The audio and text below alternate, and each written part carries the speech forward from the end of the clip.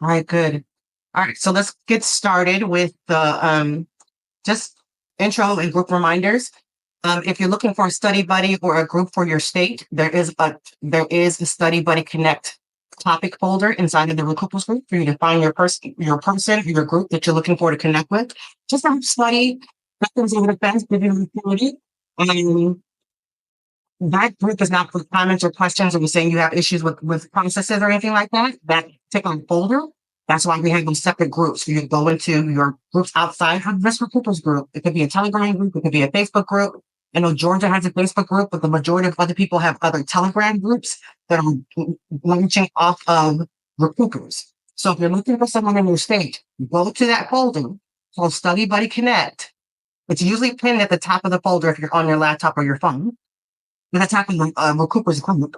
We just pinned it for today as we have this live call, but there's no Q&A and no comments in the folder. So just find your local person. The links to those groups that have already been created outside of Recoupers is at the pinned inside of the folder. I can just click on the name, Study Buddy Connect, and you'll be able to see the pin. Or right at the top where it says pin messages of that folder, you can find the statements the people that are already created. I post it twice a day, reminding people what groups are already available and not to post comments or questions inside that, we'll delete it. You don't want to confuse people having to go, we have enough folders for people to kind of go to get stuff done. So that's the update for that as far as the Study Buddy Connect. We don't post folders, we don't post comments or questions inside the KT post and also for the 903 post folder. We don't post any questions or comments there either. I saw that there was some commentary in some of them already. So just another reminder, the 1099B Magic Bullet, we're still running the train on that. There's lots of conversation and topic inside of that folder, so continue to read through the post. I'm sure the answer to your question is probably there. Again, your study buddy is going to be gold for you, so you won't feel as confused and lost. So I'm just asking everyone to get your study buddy, do what you need to do, so you can get the support that you need in order to execute and get the remedy that you're looking for. Okay? So today we're going to jump right into it's about gratitude insights. We're going to also go listen to the audio for TILA, because that's going to be part of the topic of conversation for today. And so I just want us to kind of jump right in with the prayer. Hey, Maria, if you can unmute and just start going right into our Lord's Prayer. Thank you for everything, Heather, and everyone here holding space for such a great day as this. Everyone's voice matters. Everyone's activity matters. Everyone's presence matters. Don't forget it. Our Father, which art in heaven, hallowed be thy name. Thy kingdom come, thy will be done in earth as it is in heaven. Give us this day our daily bread, and forgive us our trespasses, as we forgive those that trespass against us. Lead us not into temptation. Deliver us from evil. For thine is the kingdom, the power, the glory, forever and ever. All and equal. Amen, amen, and amen. All glory to the Most High. Thank you. Amen. I'm going to play the link to the TILA report. It's about a 10-minute video, audio, I'm sorry. And that's when I go into the topic of TILA special report. And then we'll get into the gratitude. So just give me 1 minute as I cue this up for us. Looks like it's supposed to give me the download, but I think I got it. And we'll go from there. I wonder if I'm going to put the link into the chat as well, just to keep it safe. I'd like to say something too before you start playing it. Anyone listening to this special report, if you yourself haven't had a home stolen from you, if you yourself haven't had a car stolen from you, if you yourself haven't been dishonored in this way of magical and fraudulent accounting systems through the truth in lending system, we're requesting that you reach out to someone that you know who has. This is our opportunity to help someone who has been thrown to the ground, kicked and beaten, and needs our assistance. Okay? So while you're listening to this, Find one who you can help. Thank you. And then here we go. See.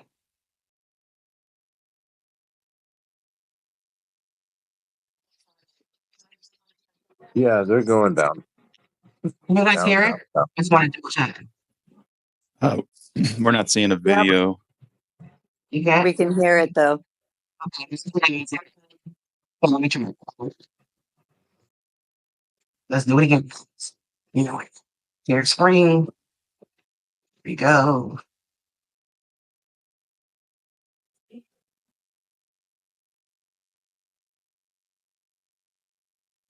Okay, share screen. Let's go. Let's get it. Can you hear me? Yeah, you want to take your personal stuff off though. You want to just put it on that video. Hold on. Let's do this. Let's wait a minute. Let me stop. 1 second. Sorry, guys. Bear with me as I figure this out. No, you're good. Take your time. Maybe we can just say a couple of things to as a preamble as well. You know, this video is going to teach people who haven't seen it a very, very simple thing that you can do if at the time of signing for maybe a car loan or a mortgage or a refi, we're discovering as we look at our math, most people don't sit there and look at those numbers, right? They just take the paper and sign. But we are discovering a remarkable number of people who have a claim, a discrepancy in the numbers revealed. Hey, G-Man, can you take your mic off, please, sweetie?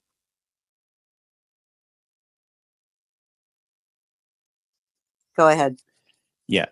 And it's pretty shocking, right? But the whole idea here is to, watch the video, potentially watch this other Rob Ryder video as well. And you're going to fully understand what's going on here. And a lot of us have already done this. We've put our paperwork in the mail. It's very simple. It's like 2 pieces of paper. You fill out a couple of things. You put in your claim. You send it off to maybe 4 different places. You go to the online portal. You type the same thing in, submit it through the online portal, and that's it. This is super simple to do. And I think anybody who discovers that their numbers are off should do this. I don't see why you wouldn't want to. All right, every time I click it, it's just giving me the audio and it's not letting me share anything outside of the screen. So let me just try. Yeah, maybe if that's not quite working, is there anyone else who's savvy at screen sharing who can grab that video? Yeah, I can. I'm not sure what video we're talking about though. Okay.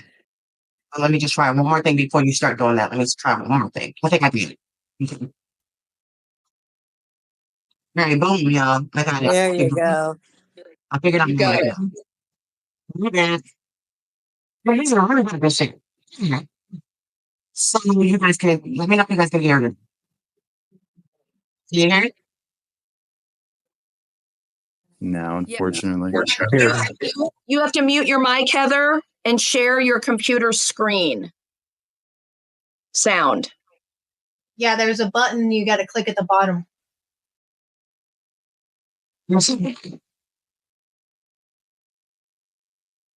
Okay. She might have a Mac. Days, you might have to launch it for her if she doesn't have the option on her Mac. Normally, I would just be doing the video sharing, but I had to use my second account to do the recording, the backup recording. So Okay, you can play it. But you my second is what you're telling me? I can take over. Just let me screen share. I can take over. Let me just get it. Yeah, Sorry I'm on a about Windows. So they'll let. Well, I don't know. You guys let me know. Because I usually share when it's a YouTube. Do we have it on YouTube yet, Days? By chance? It is on YouTube. Yep. Oh, okay. I can- Someone drop me the link. Okay. Drop me the live link, and then I'll be able to go ahead and pop it out. This is what we've been practicing and doing every day. Thanks everybody for your patience. We got this. One of our guys is going to be working like we consume. And by the way, this is on and for the record. That's why we're going to be recording the screen sharing. So our trust minutes will show that we in fact did get the memo out to Grandma Millie. Okay. So this is part of our trust minutes for the day. So thanks for your patience and bearing with me here. Let's see. Can I have Grandma the link? Mary. There we go. You got it. Yes, sir. Thank you very much. Starting it up. Okay, hold on. I'm going to share screen now. Here we go. Is anyone interested in getting 10 times back their principal interest on a home or car loan? So I just went on to that Federal Reserve consumerhelp.gov, and then I clicked on About, and then I clicked on Ready to File a Complaint. And then if you go to step number 2 right here, file a complaint using online complaint form. Okay. And there will be the printed version. Okay. Did you guys see how I got over here? It says you can put your email address in if you choose to. It's not asterisk if you don't want to put it in. And your preference. You can do mail or prefer to put your email in. And then do we want a representative contact? And then here is where you would put your state representative and then their address. So put your state representative in there, and that way they get notified as well on your complaint. And then your institution name, which would be the mortgage or the auto loan company. The address, which you can find on your Truth in Lending with the city and state, and their zip code. Any information that you want to fill out, if you have on the company, you can put right there. Most of the Truth in Lending just has the address that I've seen. I haven't seen any phone numbers attached. And in the complaint is where you're going to fill out your information. You're going to fill out when you did your calculations. Was your APR overstated? Was it understated? You would put all of that information in here. Here. And in the video, he tells you exactly how to calculate your APRs. Your APR was your finance charge divided by the amount financed.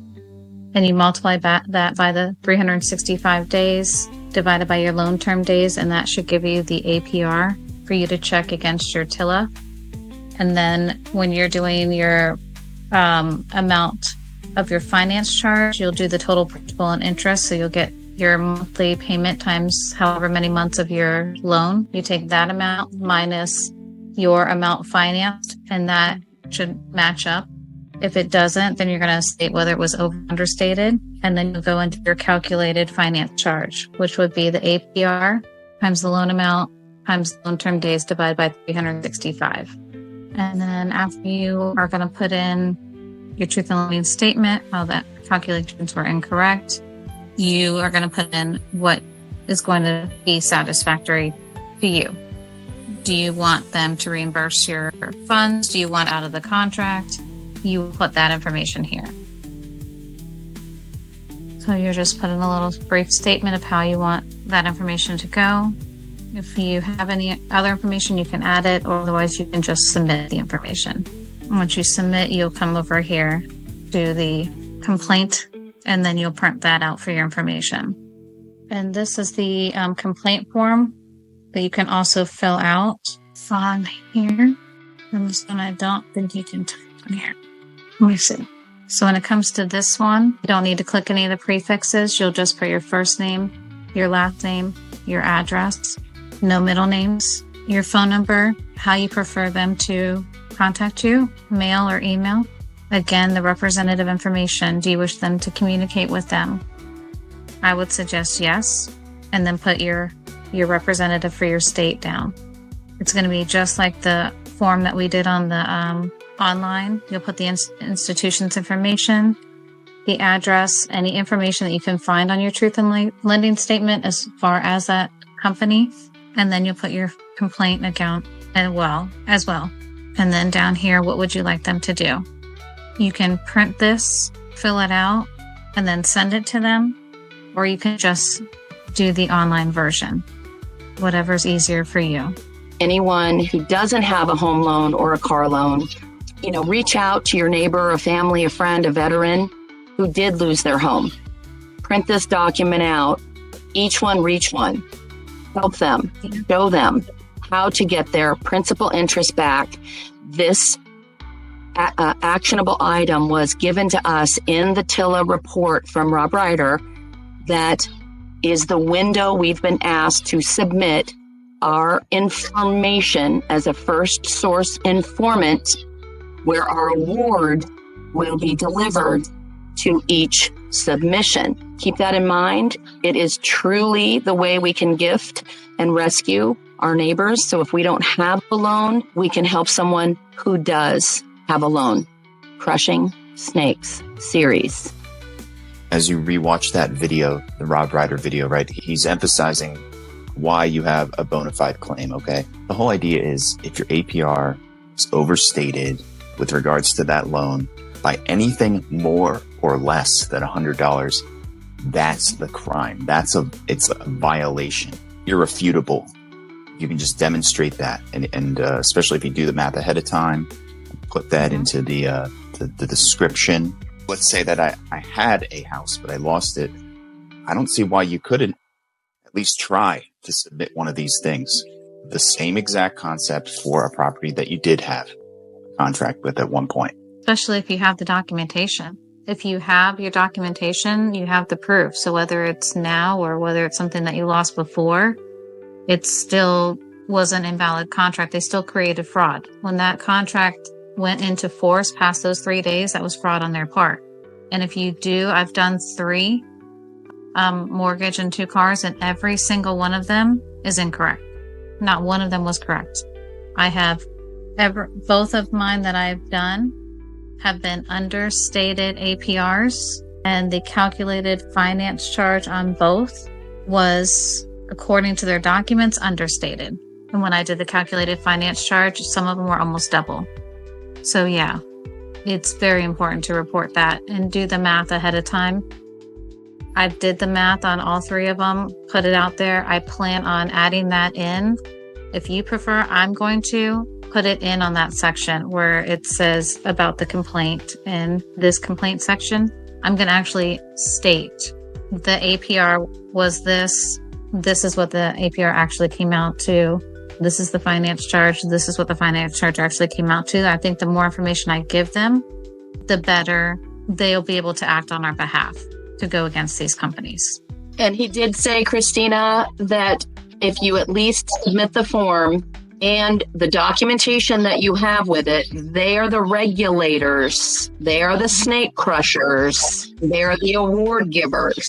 So we don't need to get stopped by, inability, let's say, to provide them with information. As long as we're willing to provide the documentation, the evidence, they will go to work and do what they need to do and make you whole. Correct.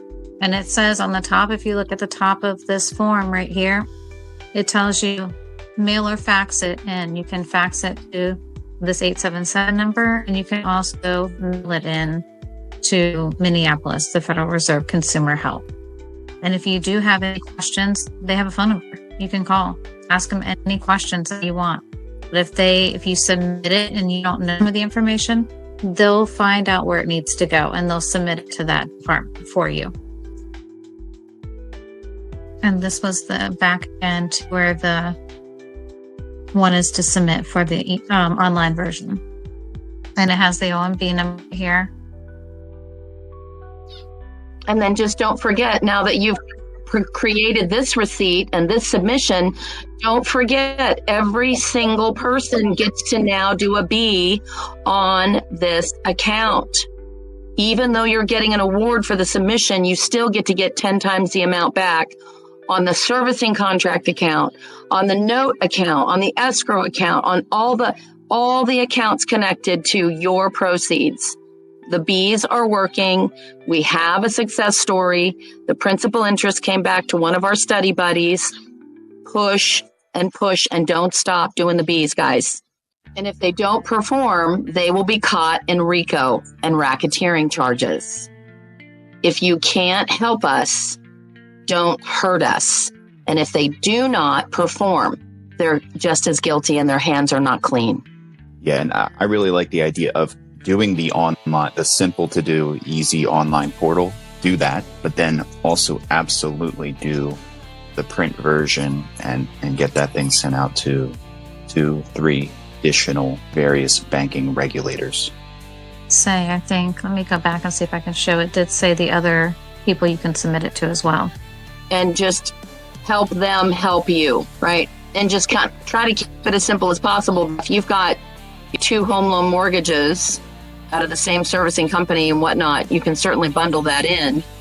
But if someone's had a car or vehicle stolen from them, that particular account that is in grave error and a crime has been committed, we have a duty to report that account where that location of that regulator and that representative is sitting, because these comptrollers must perform and make us whole, or they're complicit in RICO. And the only one who can complain is the victim of the tort claim. The injury must be evidenced, right? And it says right here on this privacy notice, we read, in order to review and respond to your complaint, the appropriate regulators may disclose your information consistent with the routine uses listed in the regulator's respective Privacy Act statement. Office of the Comptroller is right here. FDIC is right here. Federal Reserve Bank, and then the National Credit Union Administration. So they're all listed in here. If you see the bottom portion of that, Christina, the part that's in bold, whistleblowers will be protected. Yep, right here. Federal and state laws offer protection for whistleblowers right there. I think it's a pretty simple and easy process, and it can make a big impact. Yes, and I'll draw your attention to the OMB number there and the federal regulation number. Those are codes. That's making it a billable event where we are able to pay ourselves a salary for the submission of this administration. We get to fortify our camp, fortify our Star Fort, fortify our next 2 generations. We now have a receipt, which is a billable event, which is a recoupable event. Do not forget to pay yourself. So again, this is the main page that you'll come to when you want to submit. And then you click, what do I do once I'm ready to file a complaint? And that will bring you here to the forms. And they usually will respond. It says within 15 business days. But it seems pretty easy, pretty straightforward. They will forward it where it needs to go, and you can choose to do online, fax, or print it out. I have another note here, which Rob was emphasizing in the portion where you're filling out the description of what's going on that you're making a bona fide claim for. He made the suggestion, use the phrase consumer credit transaction. So that might be something worth considering to implement into the language you use. I do remember him saying that. That is a good key point. All right, guys. I hope that helps kind of solidify the message we're trying to get out there. This video is being shared all around Telegram. We got it on the YouTube channel. There is an additional supplementary video as well, which is where the inspiration for this whole report came from, which is on Rob Ryder's YouTube channel. And do you guys get the point? Like, check your loans, see if a crime was committed. Car loans, foreclosures, mortgage, refi, whatever, anything that's a loan. Check the math. And if you see a discrepancy, and trust me, there's a pretty good chance there's a discrepancy, submit the forms. Does anybody have any questions about this TILA thing? Just drop a request, raise your hand, because we really want to make sure people understand this. And there isn't that much to it, but if you have any questions, we can do a couple quick questions. Hi, Dave. Hey, welcome. Thanks. I just wanted to let everybody know that my daughter and I sent off the complaints just now. We just got back from the post office, so I'm a little late to the live. And yay, I'm excited. And I just wanted to thank you for all the help that you provided and all the calculations you're helping everybody get through, because it's not always easy to math it out for people, and you might get two different results. So keep trying, just get as many of those you can get done. And I'm excited for the people that are going back in time and finding, old loans, because you can do that too. Excellent. That's awesome to hear, Janet. I dropped mine in the mail yesterday. Uh-huh. And how would you rank the level of difficulty just from start to finish to do one of these? Well, I've always myself shied away from math. My daughter, went way further than I did with her math and going through school and everything. So I kind of relied on her to do it, and we worked on it together. I'm able to do that kind of math. I just haven't done it in so long. So then we also plugged in the information into Chat GPT, and there was a discrepancy, but they both had the calculations off. And I know that it's off anyway. And then you did the calculations. My daughter did several calculations that did match. So that's good. So we felt pretty confident about the numbers overall. I'm sorry, I'm not sure if I answered your question. I guess I was kind of hoping you were going to say it was super easy and didn't take very long. Not for me, it wasn't super easy. Well, I think that anyone can do this. Yes, you have to do a math equation. All you really need to do is discern that the numbers don't quite line up. And as long as it's off by $100, you have a claim. Oh, easily was off by $100. And, if anybody does need help, I'll do what I can if you run into me. Okay. Yeah. And that's great. And I think that's get great the word that out you're doing that, Dave. on this and share it with people in your life. This is something regular people can understand. It's not going to freak them out. Right. Yes. I agree. Okay. I'm going to sign off. Thank you. Thanks, everybody. Thank you, Janet. David was saying that so just to confirm that when you do the TILA report, is this a discrepancy between actual payments and TIL statement originally provided? Is that how you can a discrepancy? Oh God, I'm so sorry, Dr. Heather. Your mic's a little muddled. Okay. It's really muddled now. Really muddled.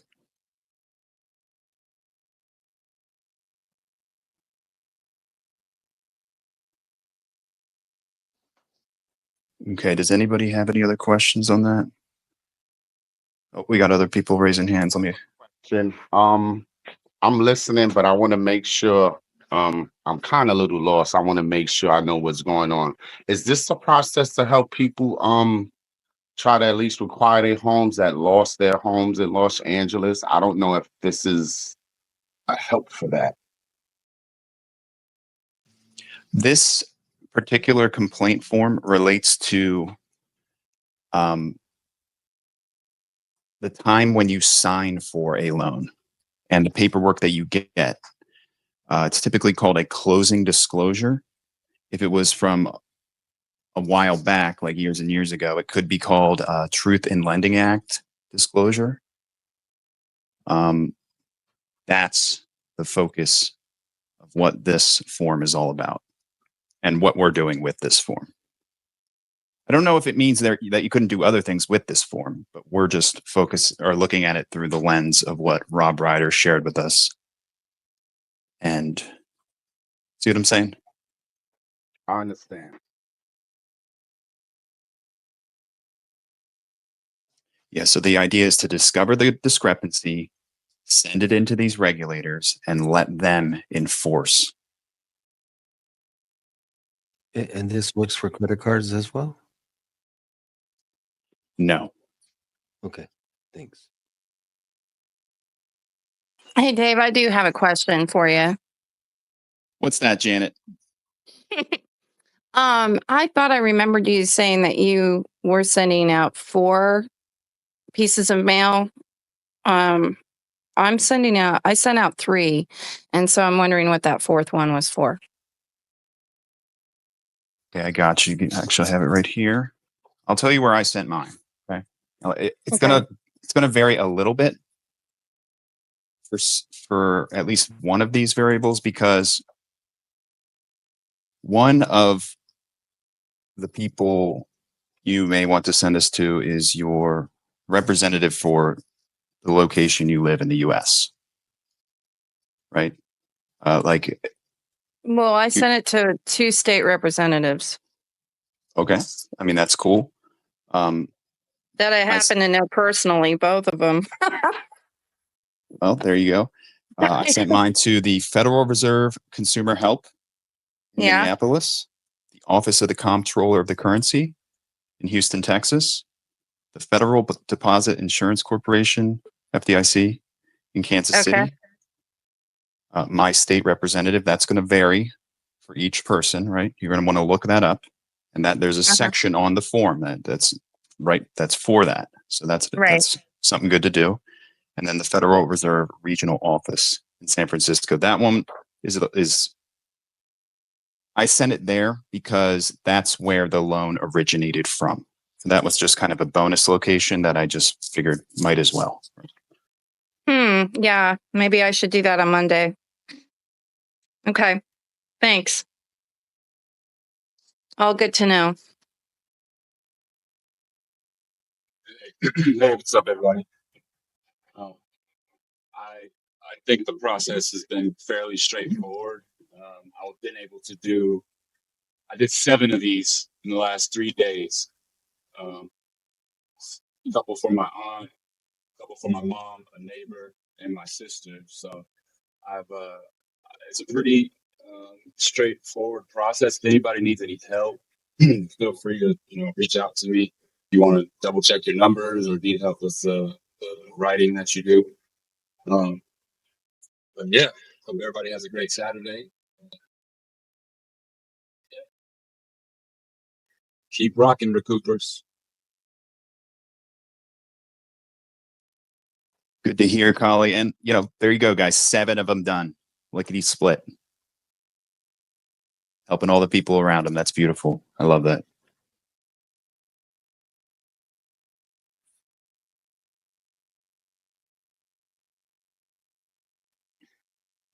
Hey, I was wondering if you could just post all those locations that you sent it to in the chat. Sure. I'll give me a little bit of time here, but I can do that. And, also bear in mind, those 4 primary locations are listed on the portal for this complaint. So you can find those in there. But I will list those. They're in the video as well that we just watched, which is on the YouTube. It's all over Telegram right now. Rob Ryder mentions it on his video. So, but I will post that. And I just wanted to reiterate that this can be done with loans that have been actually sold. The house is no longer in your possession. It's been foreclosed on. Any of those loans can be done. And I did have a question from a friend. She's got a QSIP on it, but she doesn't have the truth in lending. How were people finding the truth in lending on those prior loans if they didn't have the paperwork in front of them?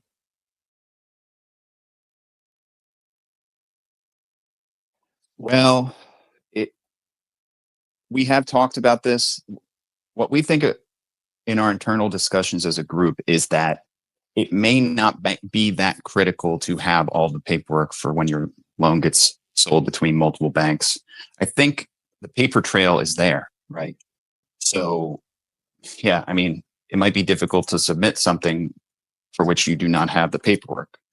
So I think the best you can do is just submit what you can, right? And then hopefully that can be extrapolated and investigated by the banking regulators. I mean, that's what I think. Well, you can request the loan paperwork from the agency. I think even using like a FOIA request or something, right?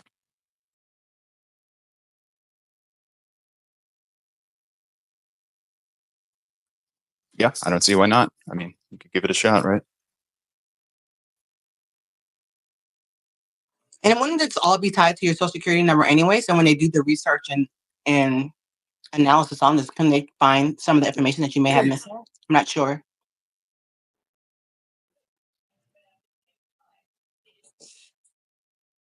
What do you guys You can look it up in public records in a lot of cases.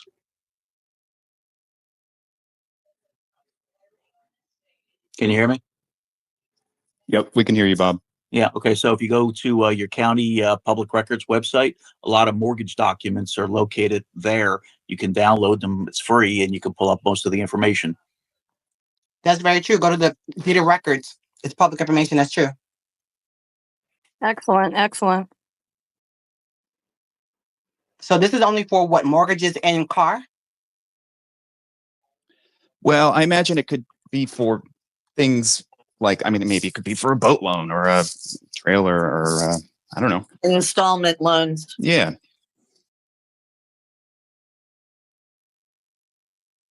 Because I heard somebody ask about a credit. So it's not a credit card, but if you have a loan with the bank, then you could possibly use the same process then. Yeah, it's not a credit card because it's not an installment loan. Got it. Closed end credit loans. Okay. I'm just going to add something. I better walk in here to make sure I got good internet. I wanted to add that I was one of the folks that did the B's on my prior loan, and it came back to the law firm with the fifth lender on my house that they had excess funds waiting for me at the clerk of the court after the B's were done. So I wanted to reiterate what Kim Marie said at the end of the video, to do your B's on your mortgages, because it's initiating an audit and they have to come back and say they have these funds waiting for us. And it was just a simple letter they sent out, like maybe she'll ignore it and have it be abandoned. But that letter just went out with my signature on it saying, thank you for the excess funds. Yeah, So do the B's. that's very powerful. That's very powerful because now you have 5 lenders and you get all them credits back. It's worth a lot now. I don't know if you know that. I think you do, but No, I didn't because it was just with the last one that I did it with. But thank you for that.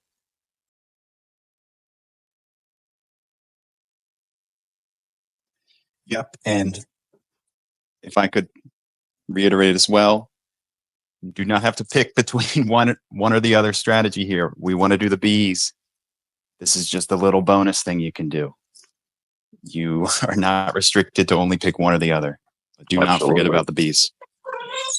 Absolutely. MBs are, that gives you the back end, but you see, she can recoup from the front side as well. There's 2 sides to every ledger. Yeah. Just reiterating that.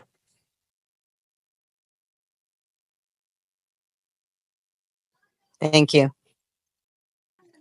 Well, since we're talking about B's, who filed some B's this week? Who had some gratitude and some exciting execution things that they did this week? Actually, I did one on my T-Mobile cell phone and my Verizon cell phone. I got 3 cell phones, yeah. And yeah, so it wasn't this week. It was probably 2 months ago, and I needed to call them up and have them send me a transcript because obviously we can't see that online. So yeah, I'm not sure where their standing is now. I'm sure it's already been, you know, because I know T-Mobile has not sent me a bill again, and neither has Verizon. So they got something in the mail. Uh, Wait, so you're saying since you filed some Bs on your T-Mobile and Verizon, they don't send you a monthly bill anymore? no, they don't. No, no. Yeah, because IRS, well, the B is they audit the account, right? And yeah, I don't get a bill. I don't know. Did you do it from your blue card person to as the payer and then T-Mobile, and then you want to kind of talk through so people know what you did a little bit? Oh no, I did a 1041. It's Okay, you did do your trust. yeah, through my revocable living trust. Yeah, Okay, yes, absolutely, yeah. awesome. Yeah, and then I changed the name on the account to GGK Estate. My initials are GGK, right? So I put estate behind there, and I changed the name on the accounts to estate. And I don't know, I don't get a bill. So is it a business account or a personal account? Oh well, well, yeah, that's a good one. See, I just told you what I did. I'm not sure how all Okay, that worked. Yeah, I'm not even, yeah, you know. I would assume it's going to be a business account since I don't get a bill anymore, and I put it in the trust or the estate, and yeah, I don't get a bill. So awesome. yeah. Thanks for sharing that. I appreciate it. That's a testimony. That's something to be grateful for. Oh yeah. Oh, I'm very grateful because yeah, the T-Mobile was killing me. It was it was. I understand. Well, I have 4 lines and for just my yeah. stuff. So I mean, I have 3 Yeah, lines. you already know. Yeah, you already know. You see, I was helping everybody out, and I have a hotspot in the house with T-Mobile, and it's still active. I'm using it now, actually. Awesome. Uh, uh, yeah, Thank you for sharing that, G-Man. sure. Anybody else follow any other bees this week? Get those credits out there. Fill in that cookie jar. Well, that's next on my list. I need to go through the A's, and I don't know what I was thinking before I started all this, but I was thinking that there was one A and then a bunch of B's, and there's an A, B, B, A, B, B, A, B, B. So there's an A for every B and every B. That's what I understand Oh, it to be too. Is that yeah. the majority understand? Well, 'Cause I that don't was think it's just an a big A. revelation for me. I did some A's and B's this week. So I was working on for myself some A's and B's that I was working on. And so I did an A to acquire Mm-hmm. and B to do the bartering. And then I did another B with the 24%. And the IRS system opened up this week. So I can do it with my TCC ID. And I What's can your just do it TCC? where when you can file your B's online with the IRS directly on their website.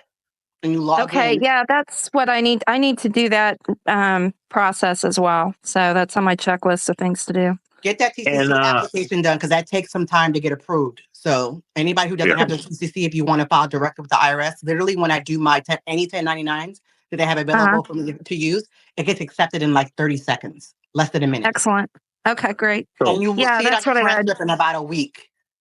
In about a week, 7 to 10 days, it will be on your transcript. Okay, that's good to know. Thank So you. I recommend anybody that if you can't do the TCC application, like I said, it does take some time to get approved for it. But once you do, you can go on there, do your A, B, C, OID, NECs on there. But you have to have a 24%. You can't do it with the full amount, how some people do 100% on the federal tax for health. You can only do up to 24%. So just be mindful of that. Okay, I guess I'm a little fuzzy on that percentage part. Because does this mean that we don't have to use the 1090, what's it called, tax 1099? Yeah, That website? that's a third party. This is directly with the IRS. Right. So then it's free to file. Yes. I know that Kia said that she was using, and this is regarding Tax Act, because, she liked the service that they provide and that they're approved, I think, by the IRS or something. That's for filing, Janet. That's for actual filing. We're talking about information returns filed electronically. There's a couple different avenues you can take. Tax 1099 is one of those that's similar to the fire TCC. One is just directly with the IRS. The other one is through Tax 1099, which is a servicer that's also approved by the IRS. So Tax Act, I know it's confusing because there's all kinds of different wording, but Tax Act is where one would file a 1041, and that's what's in her step-by-step guides for everybody. Oh, so what you're saying is that's the reason that Kia chose to use those third-party platforms? It's just one other option. We have 3 different ways we can report information returns: by paper, by online fillable forms, ordering them, or through Tax 1099. So there's 4 ways, right, that you can report and recoup. And remember, on the TCC, you guys, they will let you put $1 in the other box or the compensation box. $1 buys an unlimited stream of recoupable credits. And I just bought a sheet of $1 stamps today.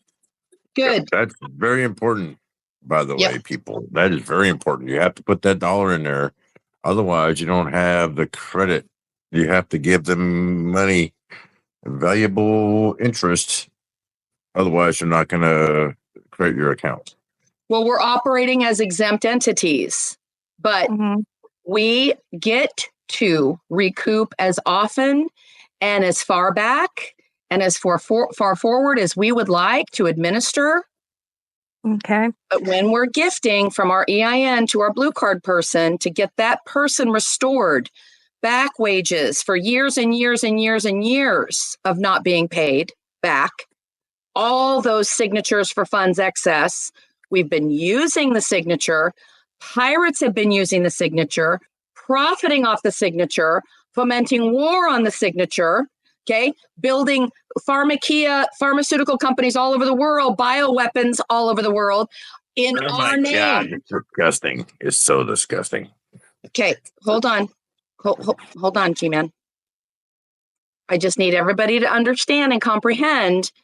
Signature for funds excess means we're coming forward with our consciousness, clean hands, with a bona fide claim, reporting to the back office treasury secretary. This is where our proceeds went. This is how much I was paying and did not get a dividend for 12 months in a fiscal year. And here's the 10 times amount back that will make this matter, singular matter. This will make my blue card person whole for the credits that were used in its name and never, ever returned to the source that created the issue in the first place. So we now are crushing. Hold on. G-Man, you got to let her cook, man. This is coming from the ancestors, you guys. This is not the Kimmery show, okay?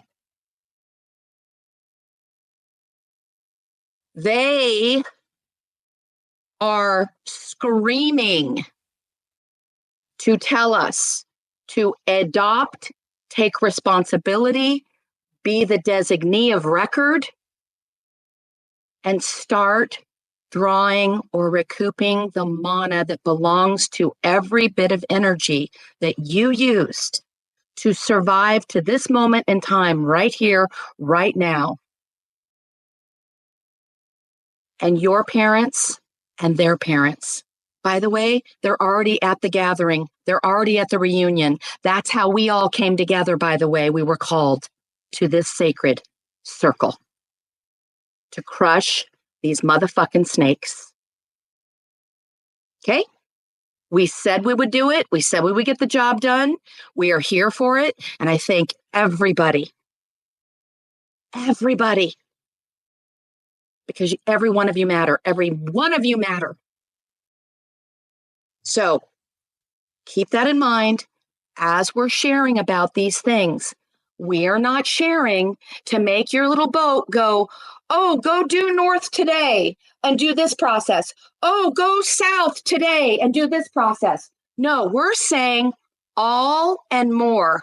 How many oars do you need? Do you have just one and you've been going in a circle for 25 years? Here's another oar. Here's a little island. Here's one pathway we found where we have success. We're not sharing anything we haven't done ourselves already. And here's an opportunity for you to row your boat on a single matter, go over to an island, take a minute, be with God, get your ship in order, and then paddle again. But all are available to us now. Duality's ending, usury's ending. We're in full control, both and more, all and more. All Heather did was share with you the TCC method. There's 5 I just repeated to everybody. I hope you all got that. There's 5 different ways for us to begin from this day forward to report for a future collectible, recoupable event at our leisure.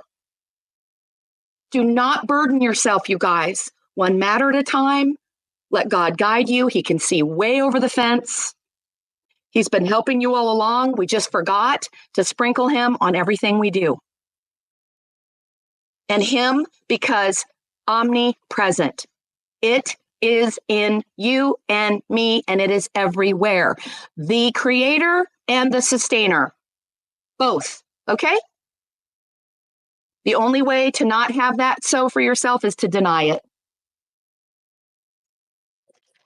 And woe to the attorneys and the bar card members and the Masons who have actually denied it. So thank you, everybody, for helping rescue your own vessel. And we can go out. Each one can reach one. So thank you. I yield. Hallelujah. Well said, sis. Kim Marie, you're so good at metaphors, and I think they really help illustrate within the mind where we can go with this. Thank you so much. Oh yeah, I'll give you a second on that one. Yeah, she is very well versed, and I am. I am straight to the point and blunt, and sometimes it don't come across correctly, but it is what it is. I'm just, she's very well versed in what she does. Yeah. Can I have the floor? This is Teo Phil. Just for a second to encourage. Cameron, you just spoke to me directly just now. I just wanted to let you know. And I've done the 1040 process to pay myself. I'm waiting for that to come through. And I'm at the precipice of going through and sending off all of my trust documentation, following the claim your credits process as well, which is incredible. And you described it just right. The information's there. Now I feel like you were talking to me. Now you have to take the steps. You have to either acknowledge it, receive it, and declare it and claim it. And I'm glad that you said that we can do all of them, because that was a sticking point for me, was the fact that I was concerned. Well, what if I do this before I do that? What happens if this happens? And how do I? But all of these pathways lead to the same way, which is redemption. And you're not alone. You're not alone. A lot of people think the same way. Yeah, and it's all can be done. Fantastic. So that's fantastic. I appreciate the encouragement, Kimmy. That was exactly what I needed. And you guys, I've been unemployed, or should I say, I've been on furlough without a job for about a month now. And I've been waiting for some of these things to come through. Obviously, they take longer, but no matter what, taking action is what we need to do. So it's amazing that that there are multiple ways to do it. And now I'm going to hit the books even harder to find the fastest way to make sure that I get some remedy so that I can continue to take the time. And I feel like this time is prepared for me from the Father to take the time to study these documents more and more and take action, which is such a blessing, you know, and I must not squander this time. And when the opening of the door and the information comes forward and you find it to be true and it resonates with truth, and it is true, because how much have we griped and complained about all the evil things done in our name with our money, that even our Heavenly Father would say, what are you doing? Why are you giving them your money?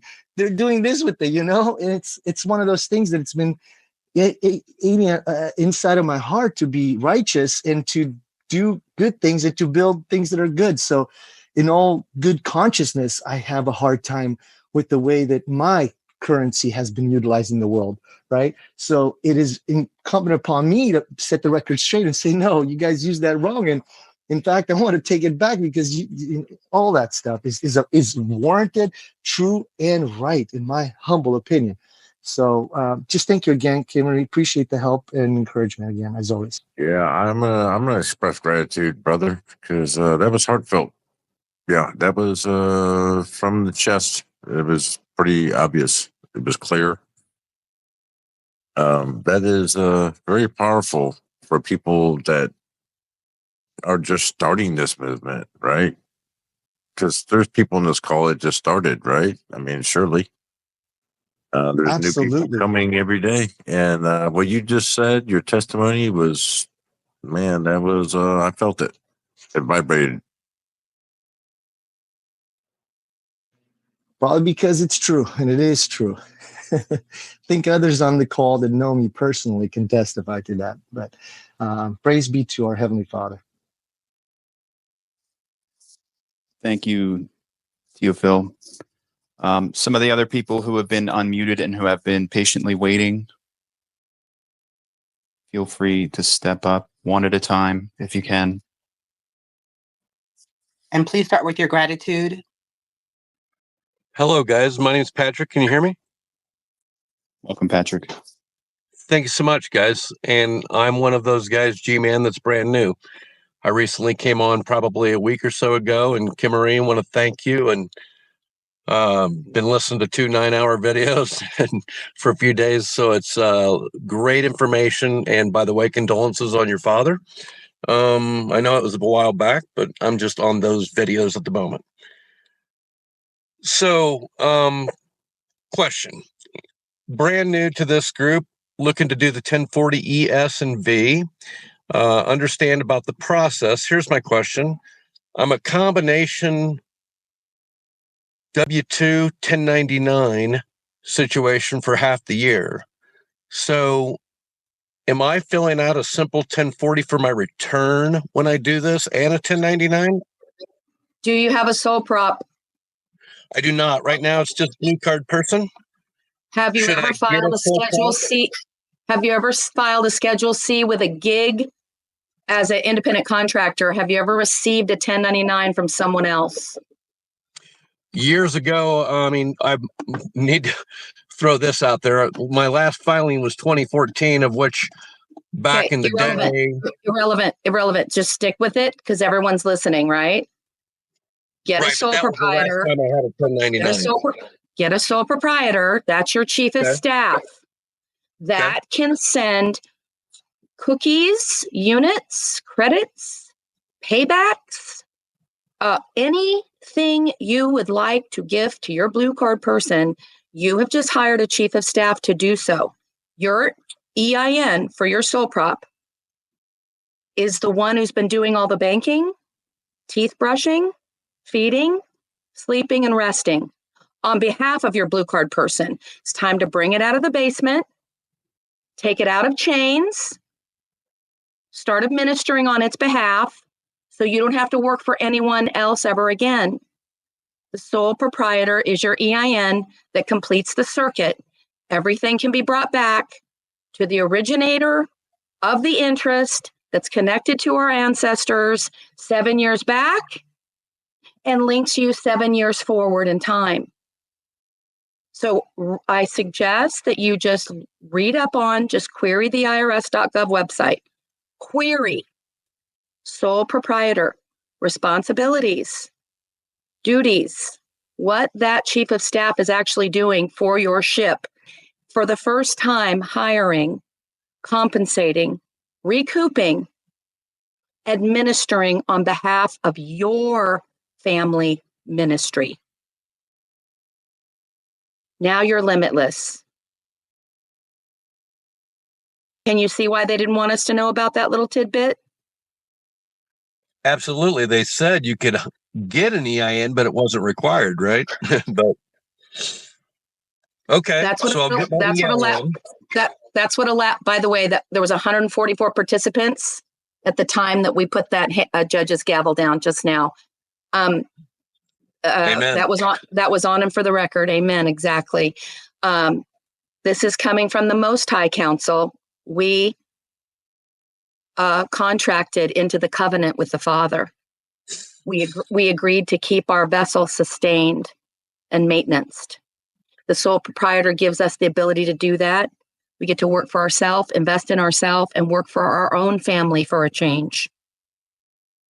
So everyone gets to gift themselves, and that's what's required to come to our gifting parties is you've taken at least one of your EINs and at least gifted your blue card person $18,000, which is a gift exempt from taxes, okay, for 2025. Okay. All right. So we don't want to turn this session into a Q&A because there's a whole lot of libraries open 24/7 for people to visit at their leisure. But I wanted to leave this time open and available for people to introduce themselves like you. But let the people, we have 2 testimonies that will bubble up here as long as we give people the microphone of how the ESs and the Vs are actually working and they're actually going to be receiving their checks. But we have to give the mic to people so they can share their testimonies. And that's why we're here every Saturday. Today, we had a special report and a special announcement. We needed to make sure we got this memo out to at least 25 people in this group, which makes a special court. It's now on and for the record that we have gotten the memo to Grandma Millie as a public service announcement.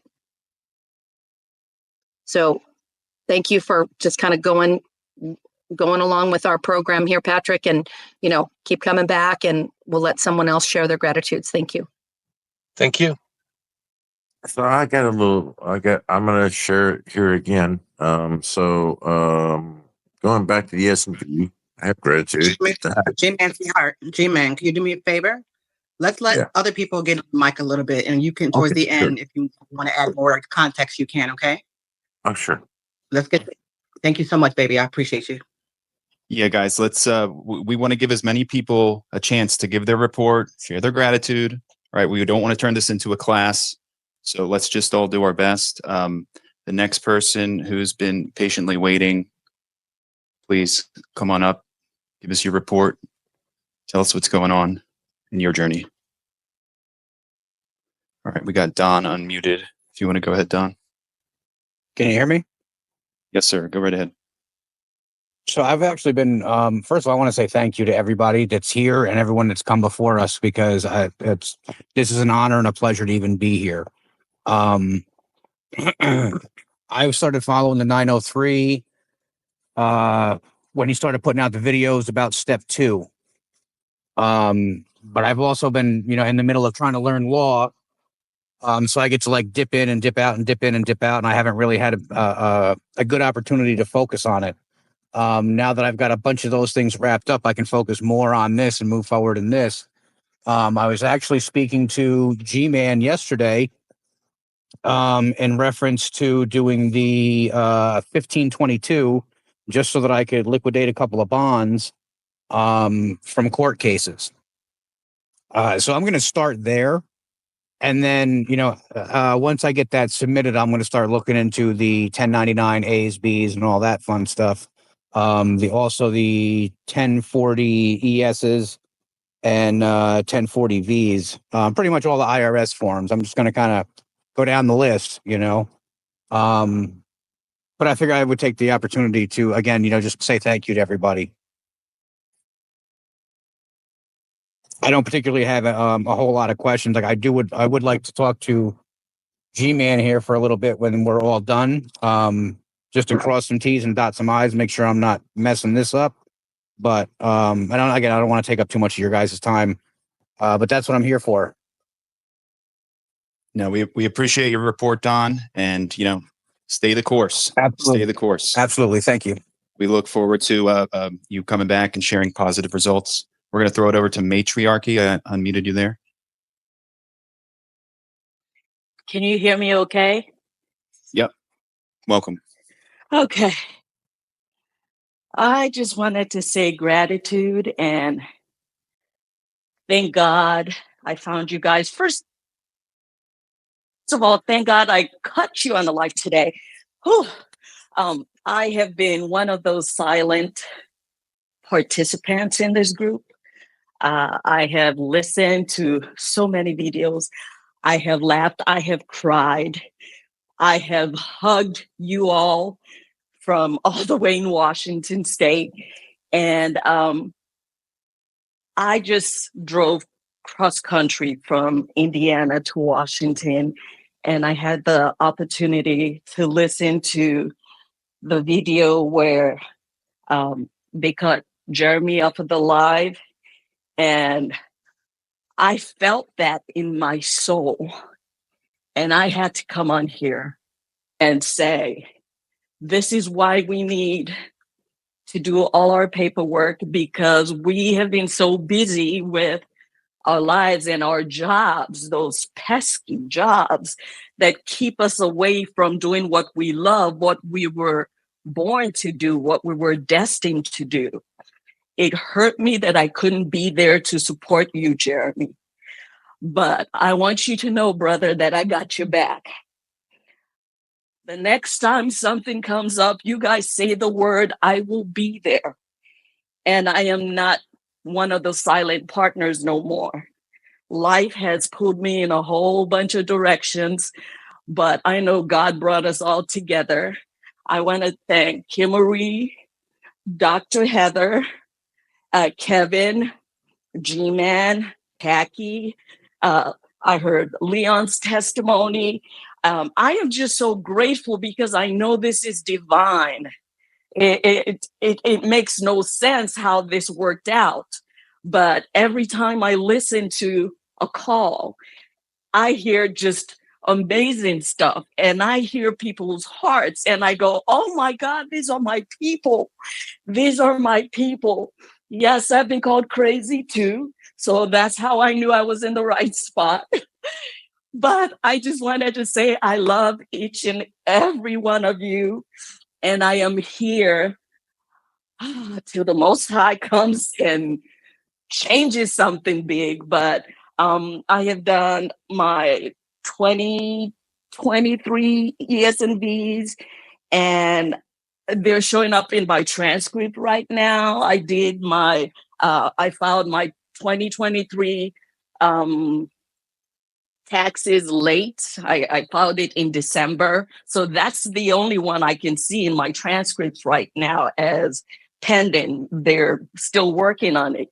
Can't see for 2021 or 2022, but that number, seeing it in my transcript, I got a big old grin on my face. And as soon as I saw it, I pulled one of them Jeremy words. I was like, come on. So I wanted to say thank you. Thank you all. And I love you all. And I'm here. I am here. I am a part of this. I am here. And I yield. Matriarchy, that's amazing. That was you who called in to the TikTok, Kimmery's TikTok, just the other day, right? Yes, I was driving and there was just too much background noise, so I didn't want to, take up you guys' time. No. Actually, we were very much hoping you would be able to jump onto this call today. And guys, Hope everybody caught that. The ES and the V, nothing fancy. Vanilla ES and V. Credits on the transcript. So Well, I that's love amazing. that vanilla. That's amazing. And this is definitely a testimonial. And we look forward to additional great information from you. And thank you so much for sharing with us. It helps a lot of people to understand that there is a way forward with this stuff.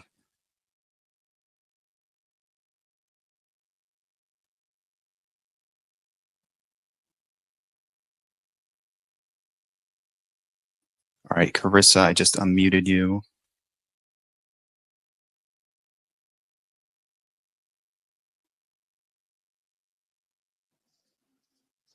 If other people have previously been unmuted, waiting for their moment, perhaps now's the time.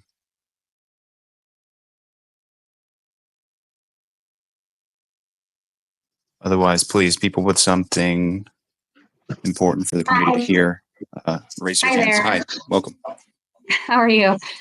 Just wanted to say thank you to my mentors and other groups, Robin and Michael and everyone, and Kim Marie, and being introduced to this amazing insight to what's been going on. I've been doing a lot of work in the background, redoing some paperwork and power of attorneys type stuff, but I wanted to do the TILA and to kind of get a backdrop on that. One of the questions I do have, and again, everyone here is so amazing in helping everyone. And it's so nice to be a part of a group that is so giving and not greedy. They're truly gifting knowledge and sharing. And that I really, really love and appreciate. It makes it very nice to be a part of the group. The TILA, I had a quick question, if I may. When you fill out the middle portion for the representative, do you use the representative that is in the state where you had a home or car loan, or is it in the state where you lay your head now? Appreciate feedback. Thank you so much. That's a good question. I'm not really sure. I mean, hopefully those would be one and the same for most people, but So it's not for us. no, I understand. Yeah, we purchased a vehicle in Missouri, a home in Illinois, and moved to Florida. So that's my dilemma.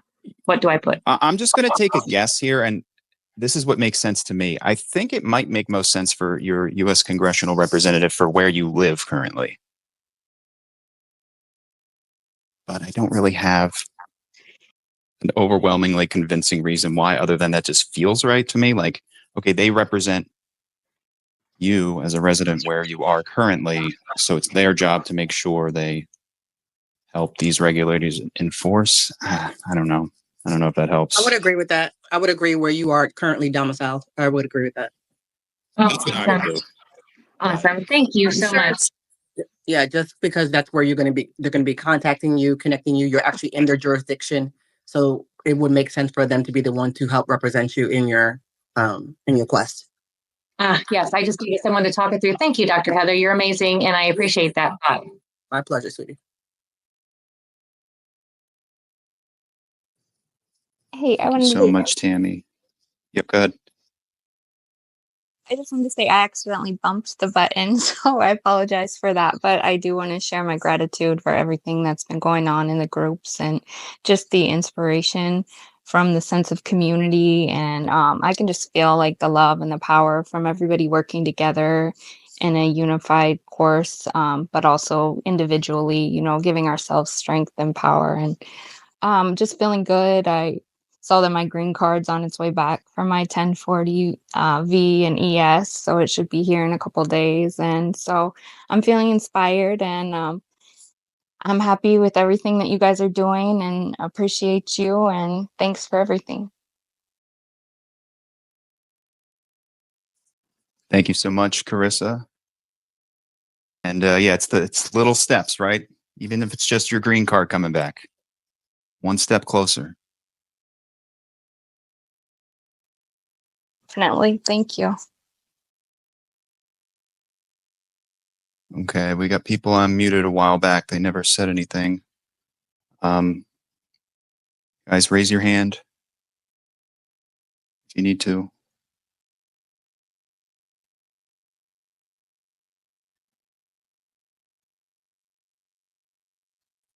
Okay, Hardship, I just unmuted you. Welcome.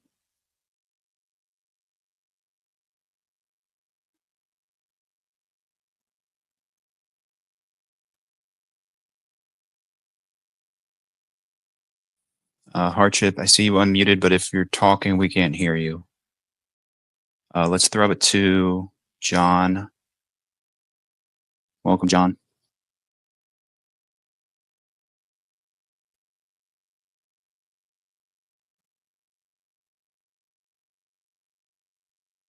Come on, guys. You're leaving me hanging here. Okay, Hardship, we can hear you. Welcome. Well, thank you. I'm having technical difficulties. Can you hear me? Hello? Yes, John, we'll get to you right Okay. after. Yeah, not hang a in there. problem. Good. Hardship, welcome. Yeah, I just want to say how much I appreciate every single one of you. You guys are amazing, doing great work. Basically, I've done a different tactic, so I'm just walking through the way I know how to do certain things. And that's about it. I got all like my negotiable instruments sent out on Monday, I think it was when I got it finally passed through the postal service. Um, but I'll keep you guys updated on any victories once I you know get that response. So I just want you guys to have a blessed day. Keep pushing forward, and like I said, don't get tripped up on your processes. Thank you so much, Hardship. And yeah, keep us in the loop. John, go right ahead. Hey guys, can you hear me? Yes, sir. Loud and clear. Okay, great. So yeah, no, it's a great pleasure to meet all of you guys. Thank God. So I just really wanted to say, no, I'm glad you guys are there because yeah, you're right. God does things for a reason. I was curious about first time I heard mention blue card person. What is that?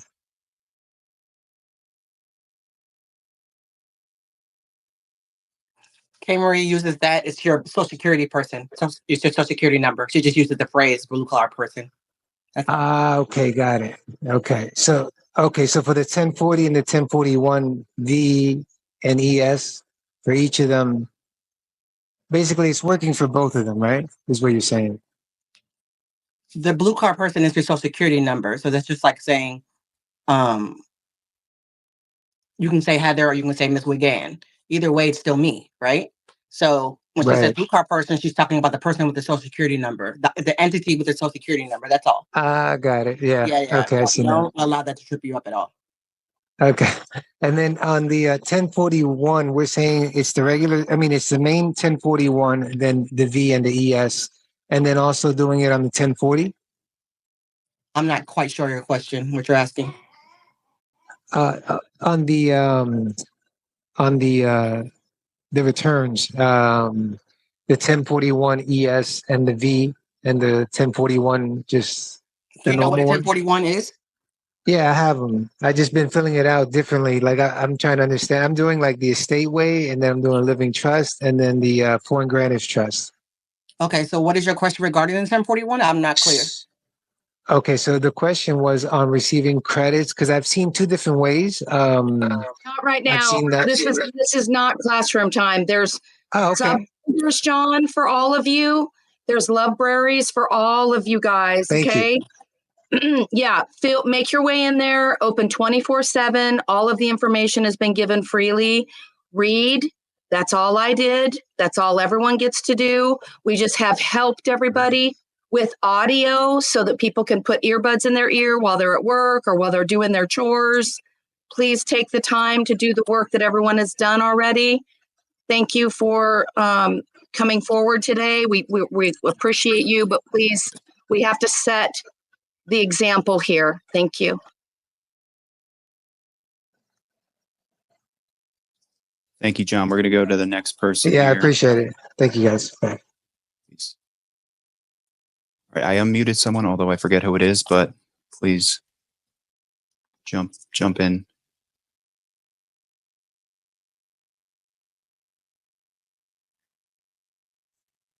Okay, I'm going to unmute right now. Marte.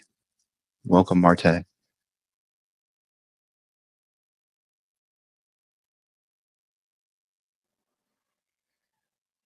Paging Marte. Okay.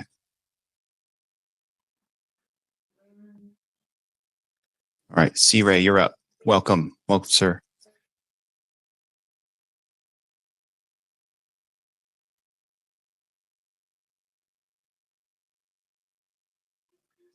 Whew. Okay. Lee Hodges, welcome. Yes, sir. Can you hear me?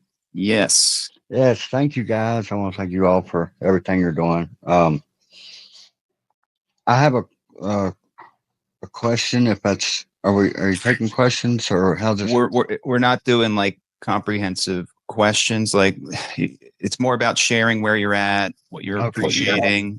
That's the attitude you got to have here. Okay. Especially if you have some like a victory to share. We want to hear victories, stuff like that. Okay. I'm currently just sending my 1040 ES and 1040 Vs. I've done 23, 22, and 21. Then I went ahead and sent in my 24 also. And I gotten the information from you guys on the 903 and on TikTok and YouTube. And so as soon as I do get some return from that, I'm really excited to show, and so I can free my time up to go out and help others too. And I just thank you guys for everything you're doing.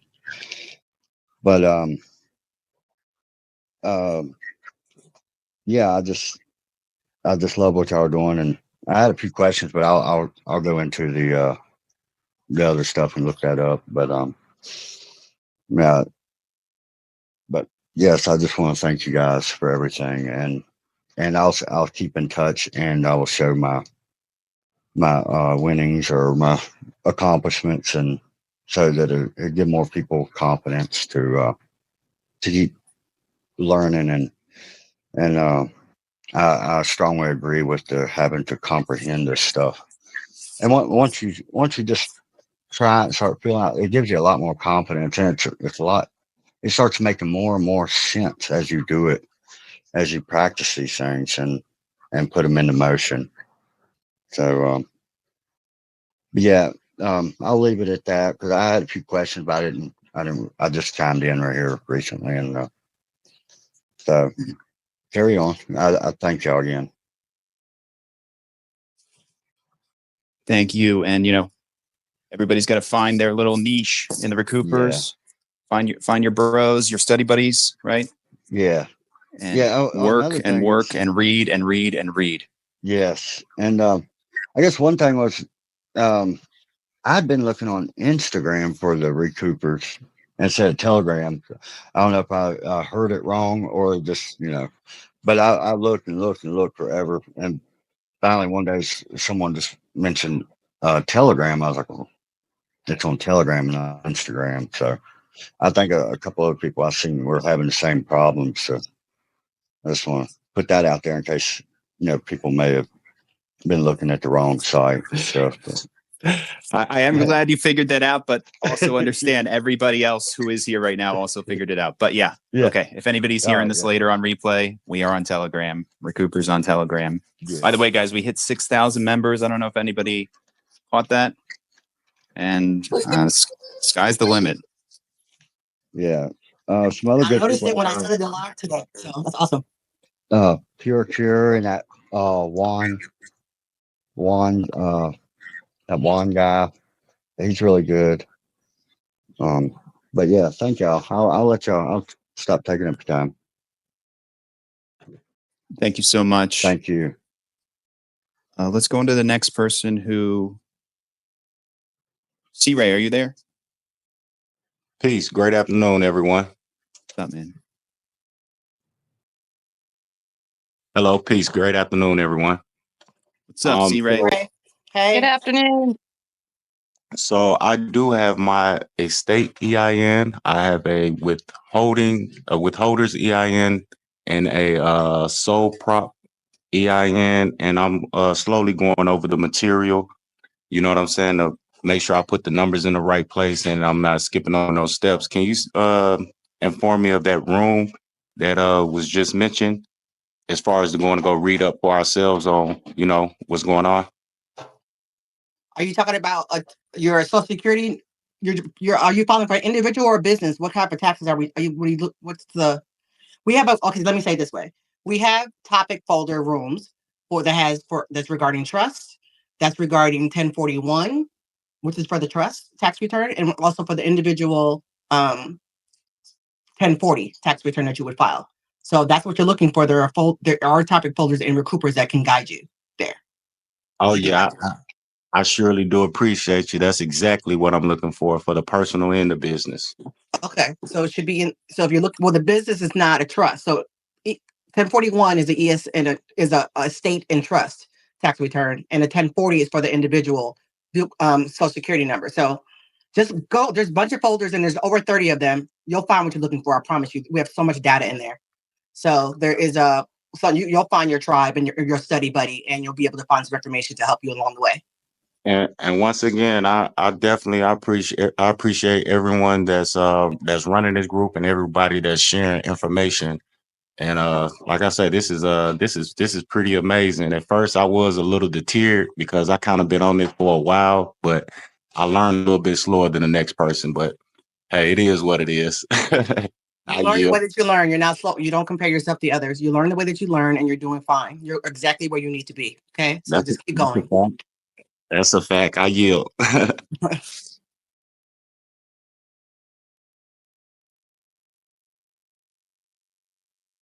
Thank you so much, C-Ray.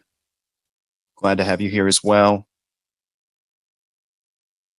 Okay, let's unmute. Don't forget, you're unmuted. Welcome. Hello. Hello.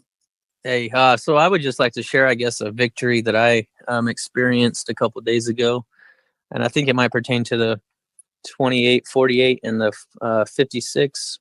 I was traveling on the highway, and I got pulled over for speeding, and he said I was speeding, and so I handed him my license, I handed him my registration, and all that stuff because I wasn't really in the position to play any games while I was traveling.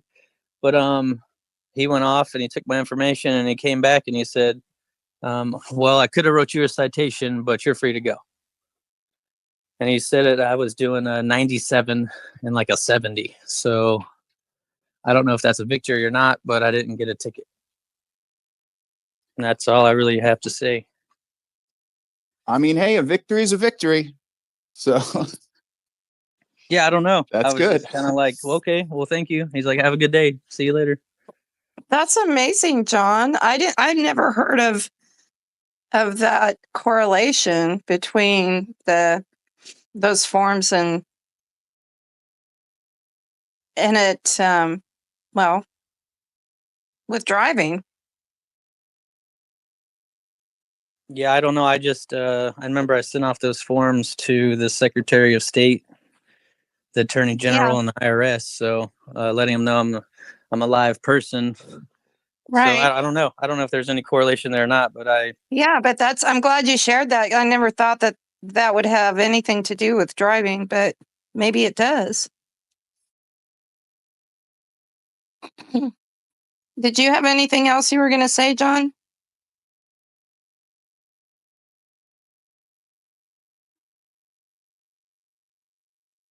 Hello? Janet, I think we're good. Thank we're you. good on that. Thank you Okay. so much for sharing. Excellent. Because I had a question, but if somebody else wants to go first, I'm fine. Hey, Janet, I can wait. let some people give their gratitude and their testimonies, and then we'll come back to Sounds the end. good. Okay? Thanks. Okay. Who's next up? Who's unmuted that has a gratitude testimony talking about stuff they executed this week that was was really good and positive. We're keeping the energy high, guys. Who's next? All right. Anybody who has previously been unmuted but has been waiting, please say something. Otherwise, I have a person here. Last chance. Okay, we're going to throw it to She-Wolf. Welcome, She-Wolf. How are you? I'm good. I'm good. I'm new here, but a friend of mine, he comes in here and I just thought I'd give a comment that there were some people in here saying that they do like the 1099s. He and I don't. You're breaking up, She-Wolf. No. We can't hear you. No, it's a bad connection. You want to go out and come back in, honey? Hold on. Try. Okay, She-Wolf, if you can hear us, work on that. We'll try and come back to you. But to answer your question, yeah, we got people here working on 1099s for sure. All right. Gary, welcome, Gary. You're up, brother.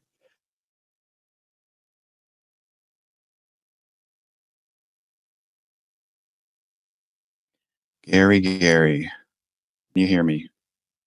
Sorry, I do apologize. Didn't realize I was on mute. Yes, my name's Gary. I'm from the UK. Been on this path for a very long time. Very good friends with Robin. I think she's probably online now.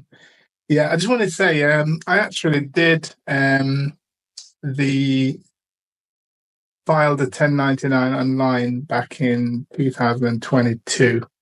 And I didn't really know if it worked because I've been studying so much. I sort of got sidetracked really and forgot about it. And it's only recently since I came across the brilliant stuff you guys are doing, I decided to go back into it and have a look.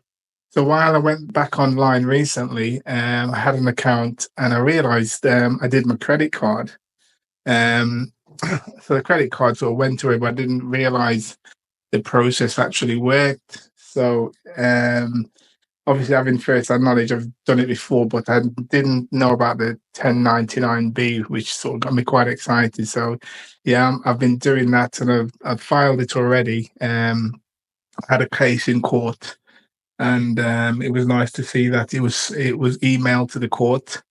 So I'm waiting to see what happens now because the court case is for a driving matter on Thursday next week. So, but I've written them a letter anyway, and they've gone all quiet now. And I did get an email from 1099 online that the filings were accepted by the IRS. So I'm just waiting to see what happens now. So I'm very excited to be part of this group anyway, and I yield.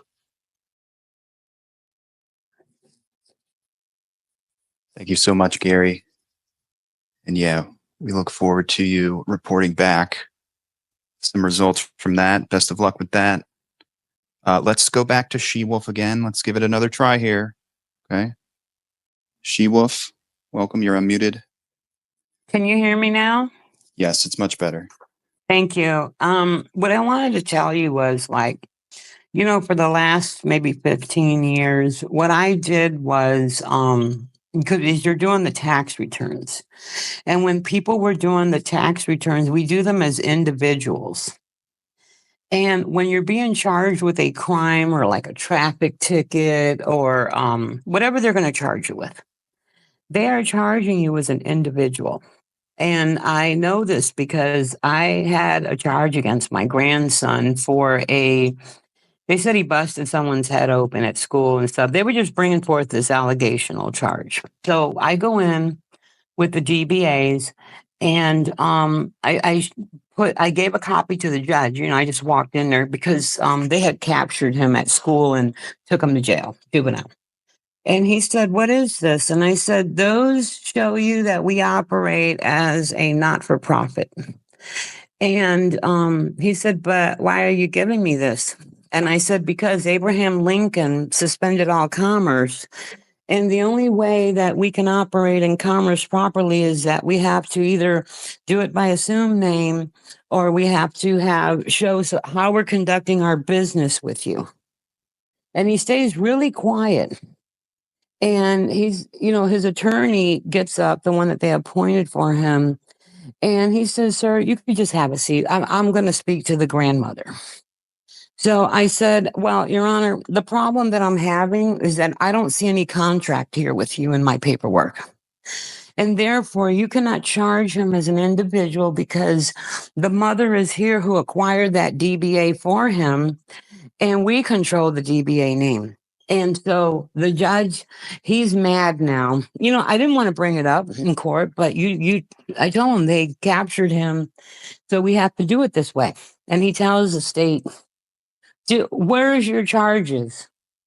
She says, "Oh, I didn't do the charges yet." "Well, you know what? Why did you call me in here wasting my time?" And we asked him, "Did you make him a ward of the state?" And the judge says, "No, we haven't." He said, I said, "Well, then who is in here using his name? This belongs to us. It's registered. We're the owners. We are the actual authorized representatives to use this title." So he didn't say anything. He stays quiet and he keeps looking at the papers. He looks up at us and says, "Tell you what, young man, do you have anything to say?" And he won't say nothing. I tell my grandson always, don't you ever speak to anybody. You're a minor. You don't have a right to speak to anyone to conduct any business. So he looks at me and he says, "Ma'am, we're going to settle this right now." And he tells my grandson, "Go home with your grandma." And then, so we're leaving, but I realized that he had an ankle monitor that they had put on him. I guess they were going to release him with an ankle monitor here in Texas. And so he sends the jailer out to tell me, yes, he has an ankle monitor on, and the judge said to come back in 2 weeks. And I said, "With the ankle monitor on?" He says, "Yeah, we're not going to monitor him. You're responsible for him. And so, come back in 2 weeks and he's going to take it off." But instead they just call me like a day or two later and they remove the ankle monitor. So the attorney is furious. And, they never contact us again. But when my grandson left to Colorado from Texas, he put a manhunt for him. So the state of Colorado says to them, he called them, say, "Why did you do this? He's only 13. "Oh, because he left the state." And he says, "I'm reading the entire case here. You charge this kid as a man, and it says here you're not supposed to charge him. They control this is all about a business. And by default, you are an individual. You know how they'll say enemies foreign and domestic.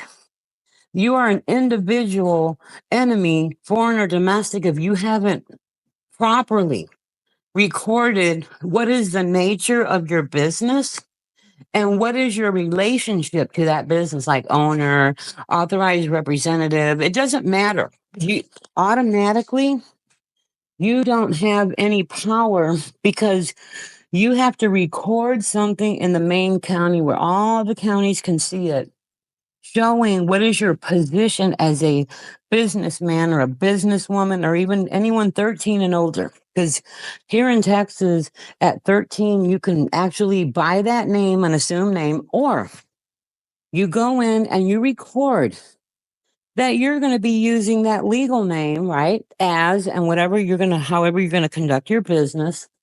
And you record that with the Secretary of State. And you can also, do a letter of non-decedent and send it to the secretary or the attorney general. But the whole thing is that we have to stop looking at the birth certificate names as names. They have to be looked at as your business name that they established for you. And until everyone writes to record something into the Secretary of State or the county, you're operating actually without any standing. They have nothing. My daughter did a sole proprietorship, and she got a speeding ticket. And we went to Dallas County, And we gave them her DBA, and the judge called her. Well, we gave it to the clerk, because the clerk is the one, and the bailiff, they operate the entire show. So we go into the clerk and we bring the DBA in and say, you're sitting here using our business account. She-Wolf, Yes. just real quick, just for everyone's edification, it's important that they understand why the bailiff and why the clerk of the court. I want to say why, okay? Go ahead. It's the keeper of the records, of the facts, of the prima facie evidence of any and all bills of lading or contracts, malfeasant or otherwise, that have been instituted based on that case number, with or without jurisdiction. The mob has never operated inside the lines, if you know what I mean. So I wanted to make sure everybody knows why you're always looking for the record keeper, because your records need to be corrected. Thank you. And she's correct. I used to be a clerk. So when you don't have anything on file, and this is the example I will give you, which I've been doing this for like 15 years, I am listed as a non-taxpayer. I can't be taxed. I'm on the land. When you start recording who you are to that name, whether it be you use that birth certificate name or you do an assumed name, it doesn't matter. I'll let you know also. Let's say you get a name and it's a not-for-profit. Wait, 1 second, She-Wolf. I love all this information and data. It's really, really important. I want to just make sure you're aware that even though we are non-filers, we are not taxpayers here, all of us are concentrating on we, however, can, with unlimited ability, recoup 24/7, 365, all day long, all night long. We are exempt. In fact, we were born into the covenant, and we all get where we go when we go all. Each one of us gets to do it. So I do thank you for this literal level of knowledge that you're just gifting us with today. But I want to share with you, I'd like to have it captured so that it can be recorded, She-Wolf, okay? Because some people may need to hear what we're saying here a couple times. 8 times for people who've been a little bit contained in on a rat wheel, never really had the time to go pull the weeds in their garden. You feel me? I agree with you. That's why I'm here with you as well, because I'm trying to I'm learning the recoupers part of this. I only know the protection part of it, which is what I just stated to you about the getting the DBA or recording the fact that you're using the legal name. You do this so that they cannot use it. See, when you don't make a claim for that name, and I don't mind coming back to repeat this to you where we can record this, but it is so important. You can also do a name change.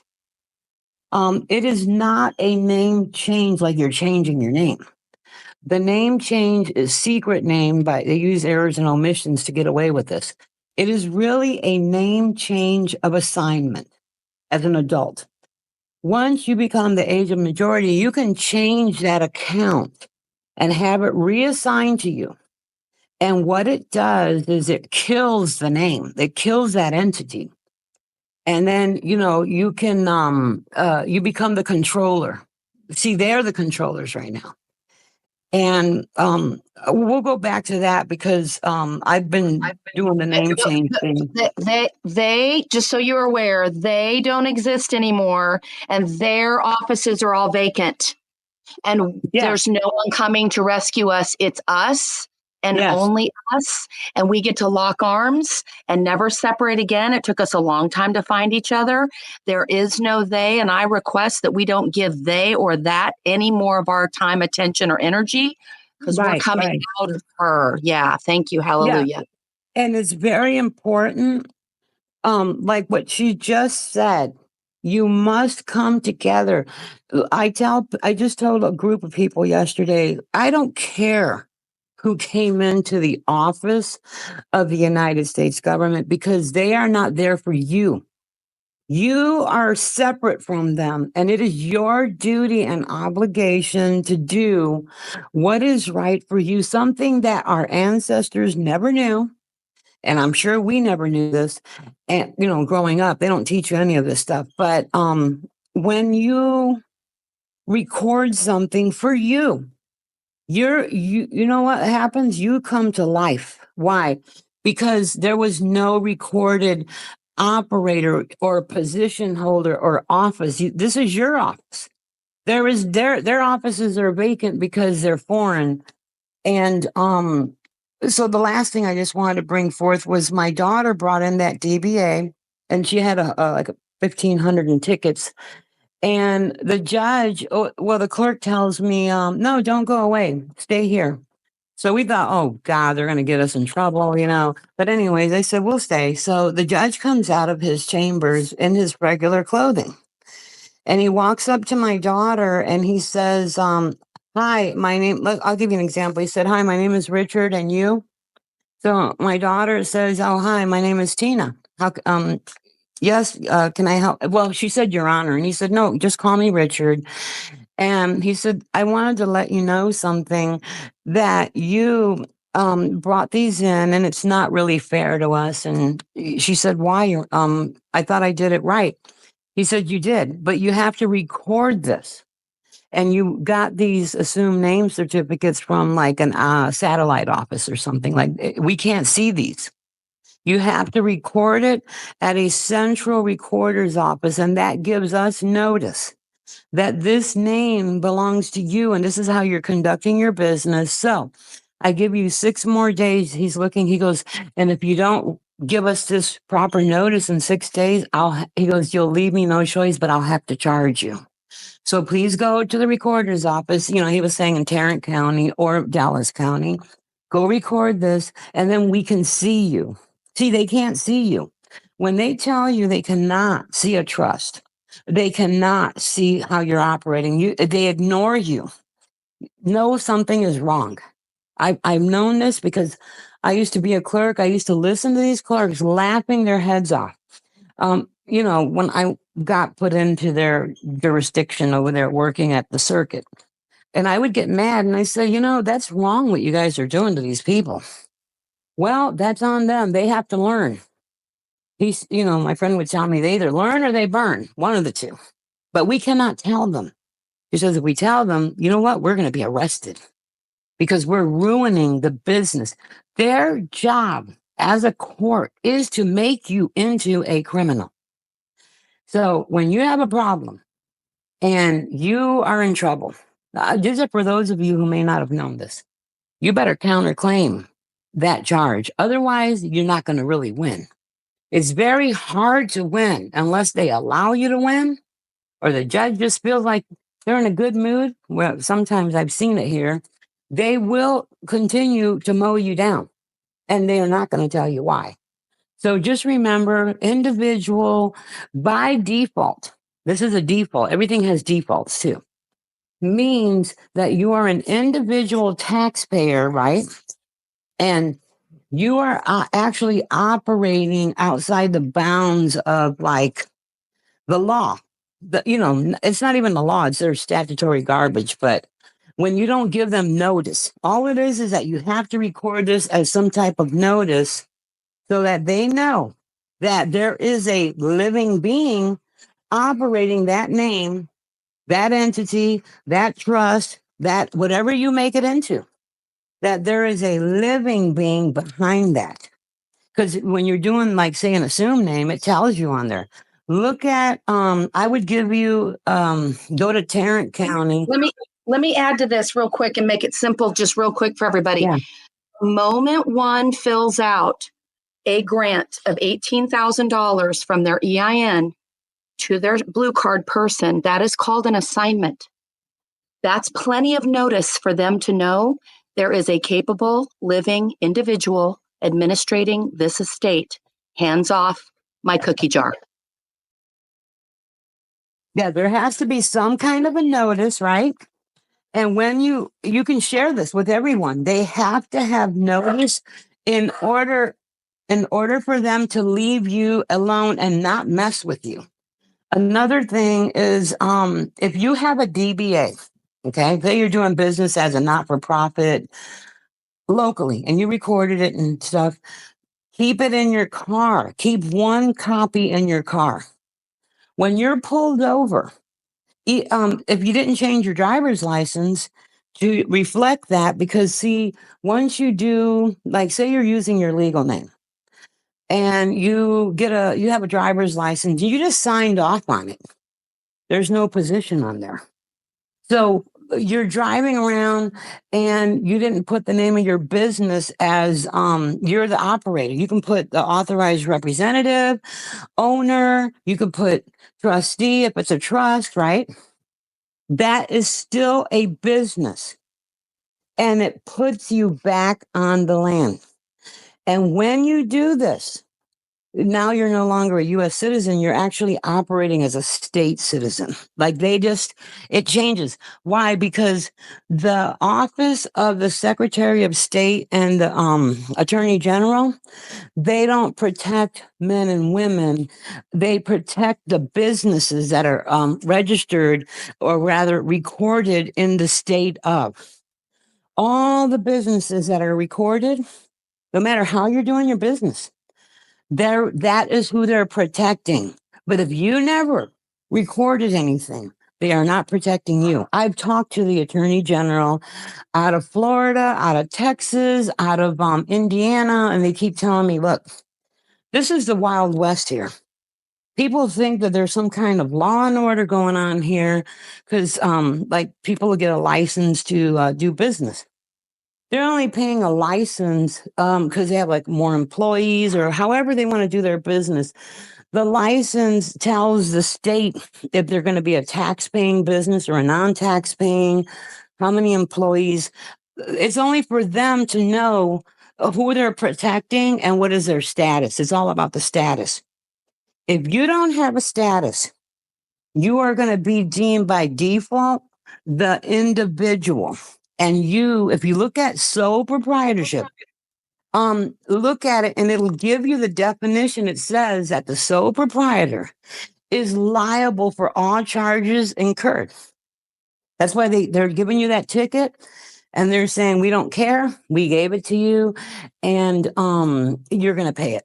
You're the one responsible for it. Even though we say, yeah. So she will, beautiful. I mean, the gems you're dropping, we are recording, but we're going to have to revisit this on topic for sure. There's so much valuable jewels and gems and distinctions you're giving us around the power of the soul prop. But I want to just say for everybody here who's already been studying along these lines, okay? Remember that as we are coming forward, resurrecting ourselves as the chief of staff for the home, the star fort, the castle, the couch, whatever it is that we are administering over, okay? Just remember that the soul prop is your circuit. And there was something else I wanted to share, and I just dropped it. I'm so sorry. Give me a second. It's about not being a taxpayer on the soul prop. Oh, thank you. Okay. So W0, federally privileged worker, remembering that federal by etymology means covenant. Coming back to the original covenant and the Trinity, the Father, the Son, and the Holy Spirit. I'm in the office. I'm awake. My hands are on the wheel, but I'm being navigated by the Most High. The W0 video is in the Lovebrary on YouTube. I would just guide your attention over to the W0, which allows us and every one of our vessels, every one of my vessels has been retired from usury, operates now only in the privacy of my estate, wherever I am. There's my estate. There's my post. And Each one of those vessels have been retired from usury. Now I'm gifting, assigning, I'm the attended heir, I'm the record keeper, I'm the distributor to the distributees, and we get to now self-fund all of our vessels, with the sole prop being the chief of staff. It is the one responsible. If the blue card person gets a ticket, you put the ticket on the sole prop's desk. The sole proprietor is the chief of staff and knows exactly where that bill of exchange needs to go. So we may recoup it times 10. Wherever we dropped our consideration and our proceeds into the marketplace, we get to now receive 10 times the amount back. Do not forget, we're coming from both what She-Wolf is saying and what you've all been learning. This isn't an either or. This is both, more, and all. We get to now. Both and more. All of it belongs back to us if we choose to administrate it. She-Wolf, thank you again. Very, very clear. Definitely are going to want a topic on it, but please, if you would, find the video. Days might be able to even post it in our live chat today, so it's on the record. It's the W0 and how every one of your vessels can work for you in a private capacity, in service, serving at the pleasure of the general post, where communications and trade happen under the protection guidance of the owner, who has a duty to keep the books straight, to keep the accounts working, to keep the credits circulating, and to show all of us how to bring down manna from heaven. That's all we're talking about here. There's nothing that's incongruent with what She-Wolf said. However, it can be a little bit of a little bit large of a package of information that you're being asked to receive. So I would just really recommend everybody listen until your bells ring, listen until your ears bleed, listen until your light bulbs go off. One of those three things, okay?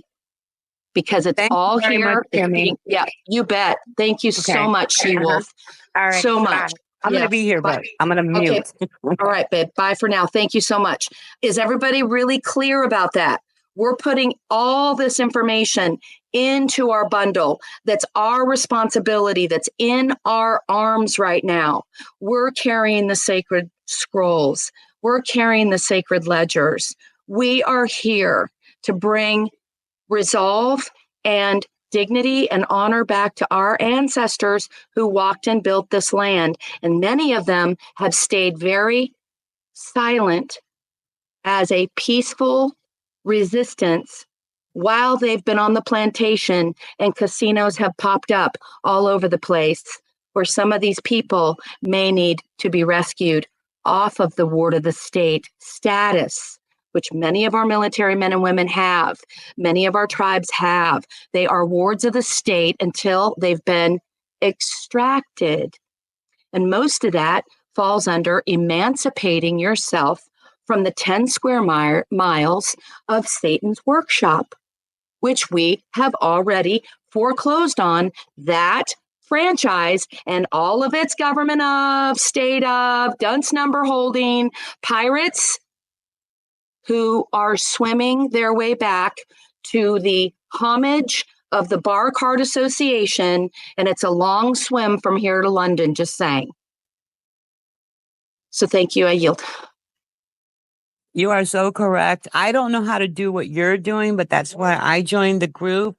I only know the parts that, because I used to be a clerk, of how to block them from creating that mess that they put you into, like giving you a ticket and stuff. But if you were to carry your DBA or any kind of recorded, whatever she taught you to record or give notice in any manner, you need to keep that in your vehicle, and they will not give you a ticket. I can drive anywhere. I never give them a driver's license. I would used to give them a passport with my DBA, because I am using a different name. I've never used my birth certificate name because I have an issue with it. But yes, if you keep that with you, they know for a fact that they have not created a contract with you. And so they cannot give you a ticket. I was sitting in a W0. courtroom. You just gave everybody the gold of all gold pieces. Okay. Thank you. The W0 is a certification of an attestation. I'm attesting to that I serve at the pleasure of my conscious living being known by the name of my sole proprietor, which is my legal name, which is the one that does all the banking for the blue card person. And my sole proprietor, I went all the way back to 2009, and I have records of unpaid slave labor, not ever been paid a dime in interest since 2009 to manage these administrative files and records. And we're here now, we're back, and we're putting everything in our bundles. So the W0 absolutely can be, just stick it right next to your whatever papers that identify your car, your insurance, or whatever it is. But on that W0, it's more powerful than a W9. Why? Federally privileged worker, you have been approved to work in the privacy of someone's estate, even if it's just your own.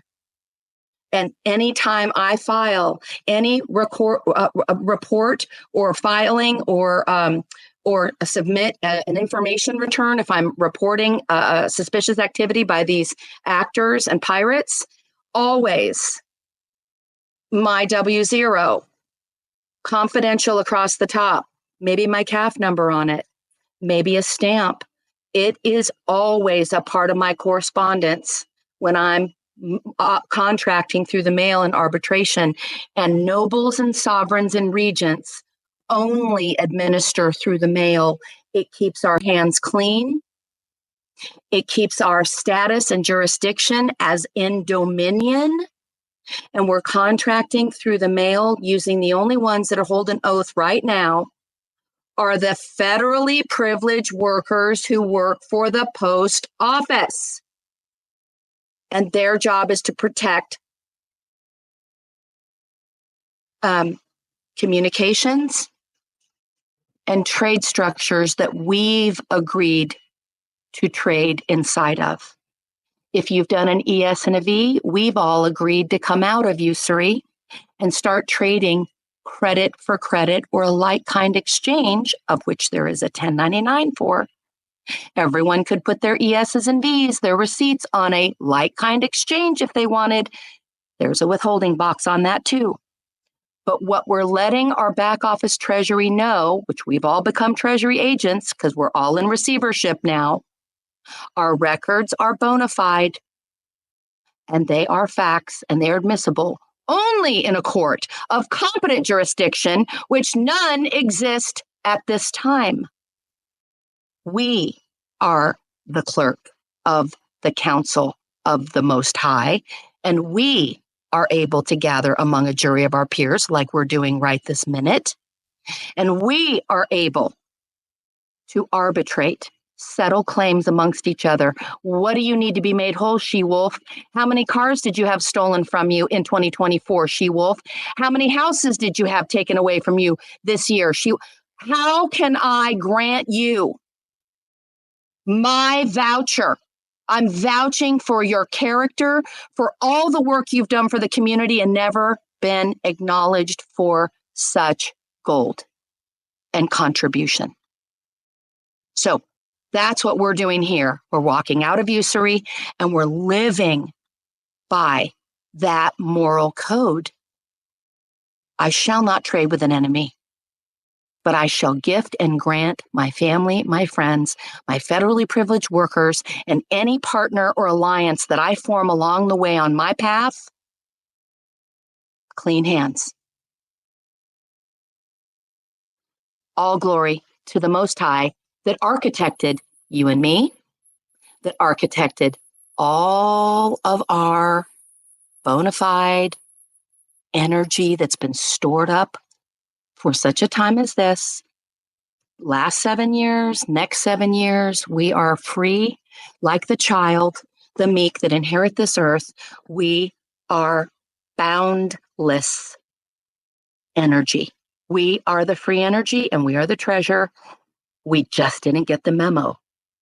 And now that we have the memo, it's on us.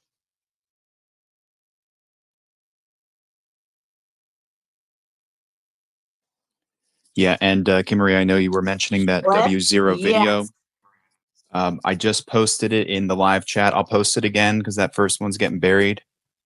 It might be good for some people to determine which subgroup would be appropriate to share that further.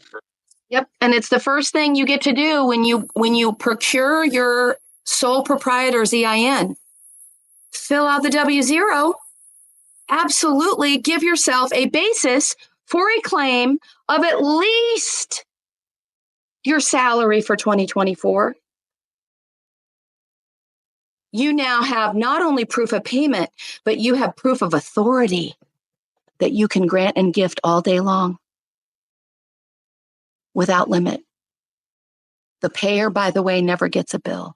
But the payer, which is our blue card person with no dashes, gets to file a B for signature for funds excess.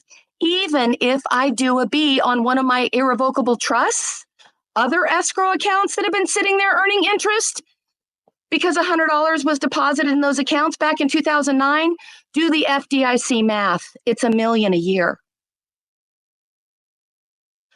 First thing you get to do is fill out a W0. So you guys should be loving the fact that we were able to find in the Loveberry the way to make our blue card person whole and set up and be prepared to be redeemed, to receive your remunerations, to receive your back pay for every day you survive this shit show. $2,200 a day, I just make it kind of easy, my daily salary. That way I always have a basis to come from. I don't have to ask anyone ever again for a dime. It's mana and it's ours, and there's no injured party. So there is no contract like She-Wolf said. Once you realize that, then you become the maker. You're the maker of all of it. You can give it whatever name you want.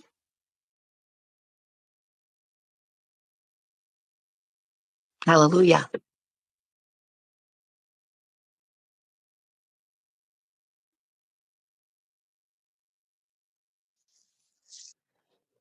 Hallelujah. Indeed. Thank you, Kim. Very good. Woo-wee. All right, guys. We're going to go for maybe another 30 to 45 minutes. So, especially if you have something that you would know we want to hear, raise your hand. I don't want to miss any critical reports or victories or insights. I see Kevin just showed up. I'm going to unmute Kevin. Marte, I'm going to unmute you as well. Hi. Welcome, Kevin. Thank you. Thank you. Wrestling was very efficient today at the high school, so I didn't expect to be done until about 4, so I'm glad to be done early. Is Josh come on the call today?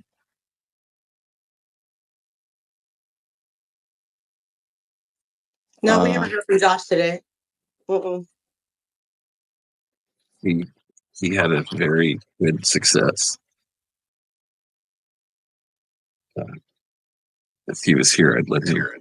Yeah. And it's not really one of the processes that we're all kind of working on and focusing on today too.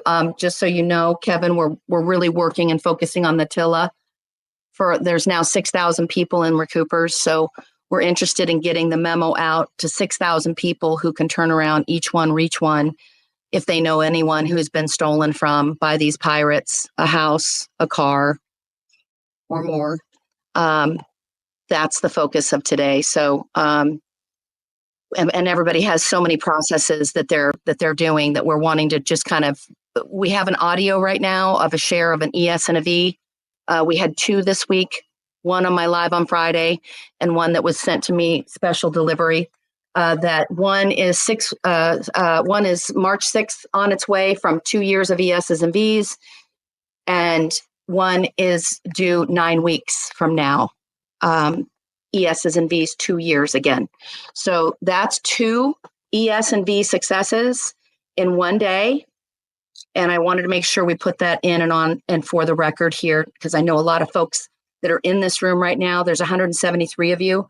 Some of you are still waiting to see things on your transcript. Some of you filed your returns late. We understand all of that. Why we're keeping our mics open on TikTok 3 days a week is so that as the successes come in, we can record them for posterity as people who are in this lion's den where we are all at right now. So anybody else with a testimony, Kevin? It'd be great if we reserve that one of Josh's for later. Today, we want to focus on the TILA for everybody. Thank you. All right, but we got a little teaser there. Maybe we'll hear more about that in the future. Kimberly, I do have that clip lined up whenever you're ready. If you want to wait till the end, that's fine. Whatever you want to do. That's great. Yeah, I just spoke about it, and I didn't know if you got the audio worked out. So yeah, you guys are going to hear Diane from yesterday's live TikTok. It's 3 minutes. Yeah, it's a little 3-minute clip. It's going to kick me off the call temporarily, but let's try it. Here we go, guys. It's a 3-minute clip. One of the latest and greatest ESV testimonials. That's awesome. Okay. Does anyone have a gratitude they'd like to share, or a prayer, or a vision? Yeah, Marie, I have a gratitude. First of all, I'm grateful for the ability for us to come together and share what we have that we're grateful for, because it raises everyone's vibration. Yeah. Keeps us all up like we need to be. I'm grateful for you and 903, because that's where I found the Telegram group and found the knowledge that brought me to where I'm at.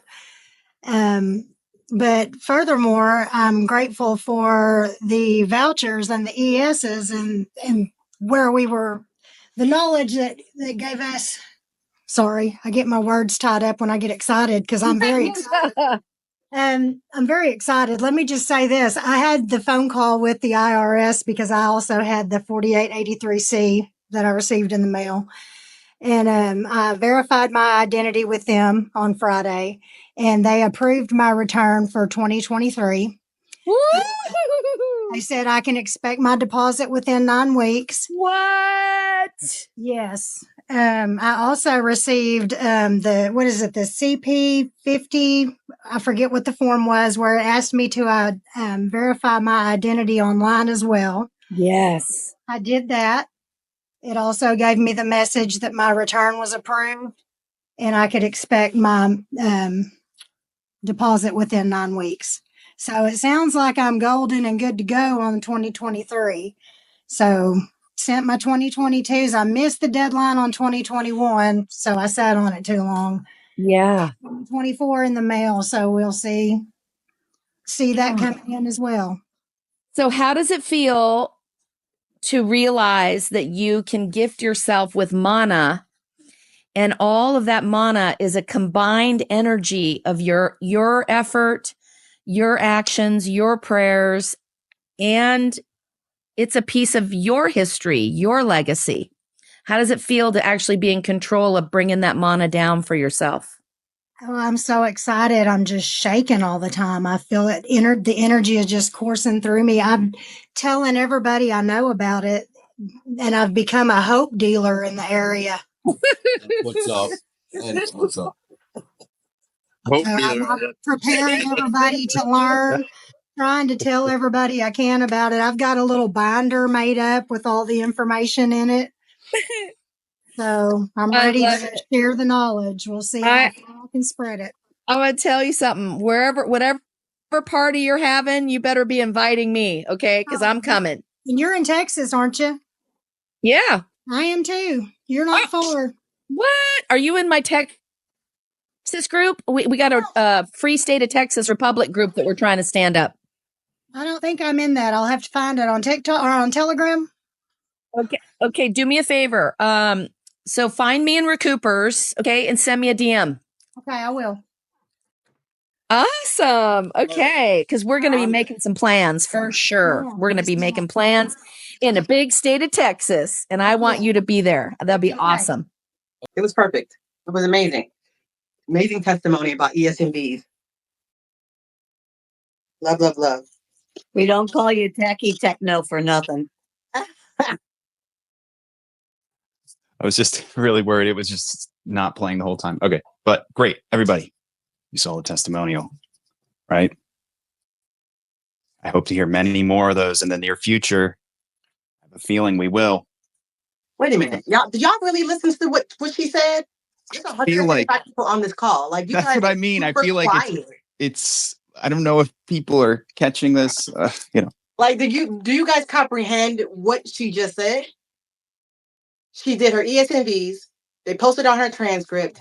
She had to do identity verification. She did that. They sent her a letter, and now her 2023 is going to be released with the credit on her ESNVs.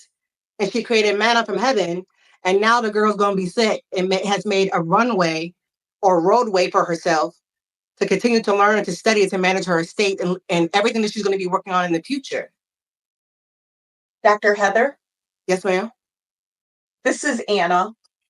I just wanted to let everyone know that lady's testimony, one of my best friends, he has almost the identical exact testimony. When we did the ES&Vs, he sent them out like the next day. He ended up getting a letter from the IRS about his identity.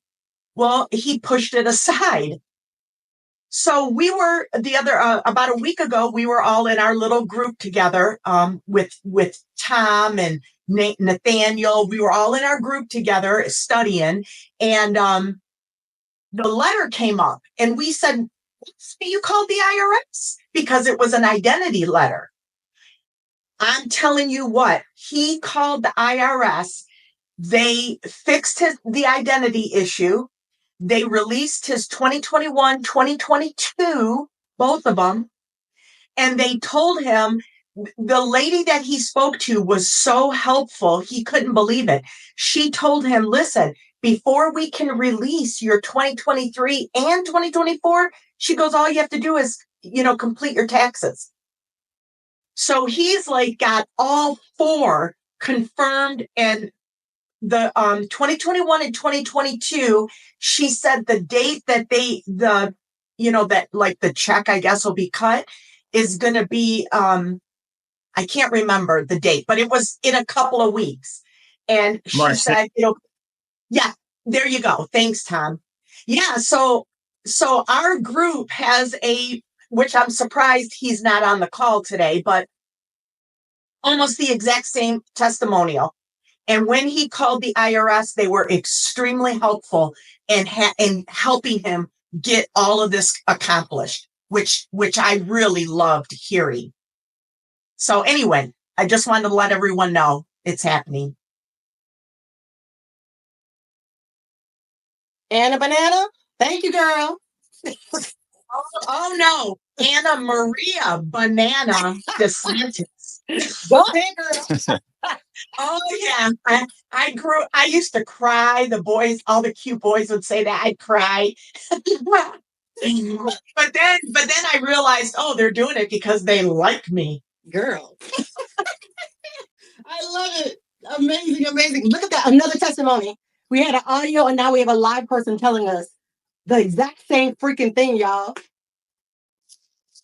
Are y'all hearing what's going on? Guys, our cup runneth over. I'm saying, talk about cookie jars pulling over. Where's the Cookie Monster? Let's try to get our cookies. I mean, come on. It's amazing. So if someone says on the group or in the chat, are there any successes? Has anybody got anything with the ESMBs and stuff like that? Just say yes. Just say yes. Listen, tell them to go listen to the audio of the recordings. We're no longer going to put pressure on people to force them to get in line with this community and to get in line with themselves. Not even this community. Really, this is all about you. Days. Oh, Jolly, were you going to say something? Yes, Jolly. yeah. I wanted to pose a question, and unfortunately, it's not a revelation of a win or anything. But a couple weeks ago, as the images of a few different checks were being posted in the different chat rooms, along words of different processes. But as those images were being shared, a few of us started researching some of the codes that were identifiable on those checks. And just so that everyone's aware, me and Days have had this conversation about it, but just so that everyone's aware, if you're receiving a paper check, there's an identification code on that check that if you have something that may be missing from your process that actually produced that check, there's a code on the check that'll tell you of basically that you may need to make a call to the IRS. And I was just curious if Days had brought that to everyone's attention, that there's a reference code. It'll say, if it's 1040 filing or 1041 filing, mid body of the check on the left hand side, not all of them, but some of the checks come issued and they'll say 1041 filing, 1040 filing. But then if the check says ref, and then a number behind it, that number behind it, which the couple that you guys had posted the images of, the reference code behind that was 05. And as we researched that 05 stated that information still needed to complete process. So the check itself is actually telling you if the IRS may or may not, and for some people that had their checks taken back, it may have been just from not being aware of that reference code and it actually telling you to contact the IRS. But I think everyone needs to be aware just in case they're getting a check, and if they see a number on there, a ref code that they don't recognize, it may give them the next step in their process to complete that. I just thought I'd bring it forward because we had researched about the ref code on the checks. Yep. And, I have not researched that, Jolly. I trust you've looked into it. So this is information you're sharing with us. I actually don't know anything about that reference code other than what you were sharing with me. I brought forward just from the images they were sharing. I'm a numbers person now. I dig into any number I see, and those were just numbers that were prevalent on those checks.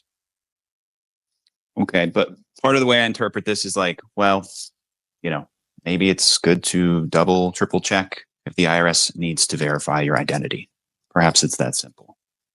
Like, I don't know why they would send you a check if they needed you to verify your identity, but well, yeah, and that may very well be all. That may very well be all that. In my search, it didn't tell you what that information was. It just said if it's an 05, it just means the IRS is needing a little more information, and that might be just as simple as that identity verification. Yeah, I don't know as far as what their requirements to fulfill that 05 are. Okay, cool. Maybe that's something we can look into further. Thank you, Jolly. No, you don't even got to look into it. It's just if you get a paper check issued to you, just to identify all the markings on the check, and you may find something that tells you to do more. So my only point. Yep, fully acknowledged. I'm not saying your point's bad. Okay, so that information's out there. It's on record. Thank you again, Jolly. And I'm going to pull up Queenly now. Welcome, Queenly.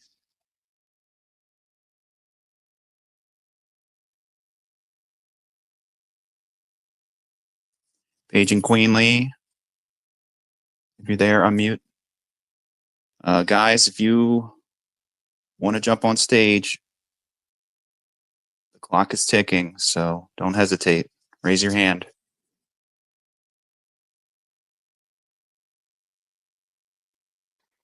Oops, sorry, I pressed the wrong button.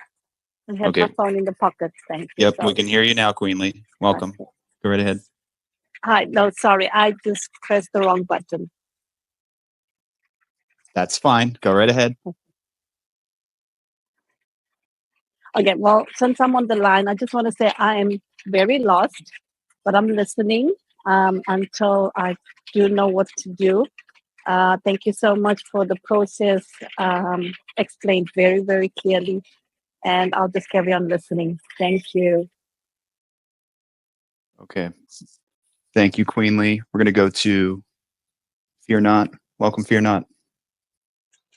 Thank you so much. I greatly appreciate you guys, Kim Marie and Dr. Heather and Kevin, and I'm sorry your name too, sir. But I do have a question about the TILA. Would this apply to someone who, like my ex-husband, when we got divorced, he filed bankruptcy, and we lost the house because of his stupidity? And they wanted me to pay rent until they found a buyer for the house, blah, blah. If any of that makes sense. It didn't to me, really. They really didn't offer me to buy it, just to pay rent till they could get somebody to buy it, because it was a nice property on the lake. So do you think this would qualify with TILA? Okay. So do you still have the paperwork from when you signed for the original purchase? I don't know if my ex does or not. He might. He doesn't know anything about this process, so. No, I understand, but it doesn't really matter whether you went bankrupt or your ex or any of that. All the angle we're approaching this thing with is checking your closing disclosure from the original loan. So if there's some way you can get access to that original paperwork, hopefully it's still sitting somewhere. Maybe you got to contact someone. I don't know. But the whole idea is to check the math and see if that APR is accurate. Because if it's not, you have a valid claim. Okay, thank you so much. You got it. All right. MC Candless, welcome. I know that's a hard one. McCandless. Did I say it right? Okay. No worries. No, this is Tony. That makes it easy. But yeah, I just wanted to give a little tip when people are looking for their disclosures for those who have online accounts. I just recently found, because I had a couple of accounts with Rocket Mortgage, and I was able to go under documents, and that original disclosure was there. So I just kind of wanted to share that. So if you have an online account, look through your online portal, even though I know we should really be getting paper statements. But these were old mortgages that I had. But if you have an online account, just go under documents and things of that nature, and you may actually find your disclosures, your loan disclosure. Thank you, Dr. Heather. I have a Rocket Mortgage account, so much appreciated. That wasn't me. That was 74042 Candle said that. Sorry about that. No, you're very welcome. And while I'm here, I definitely want to give gratitude and just say I'm really thankful for all you guys on this platform and that TILA information. So I was in the process of putting together, some qualified written requests and things of that nature, and just really fed up knowing, what these guys are getting away with. So I have I have my work cut out for me with that. So I definitely want to give gratitude for you guys, sharing that information and everything else that you all have shared. Thank you so much. Excellent. Yeah. Go find that paperwork. And if nothing else, share it with someone you know. Okay. Thank you. We're glad you're here. All right. We got a couple more lined up. I'm going to throw it to the Love King. Oh my God, it's the Love King. Welcome, Love King.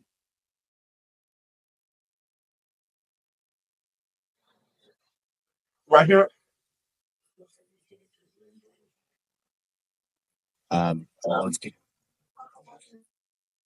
No, this is Marte. I know. I was throwing it to Love King. Oh, but go right ahead, Marte. Hit it. No, I just want to say gratitude.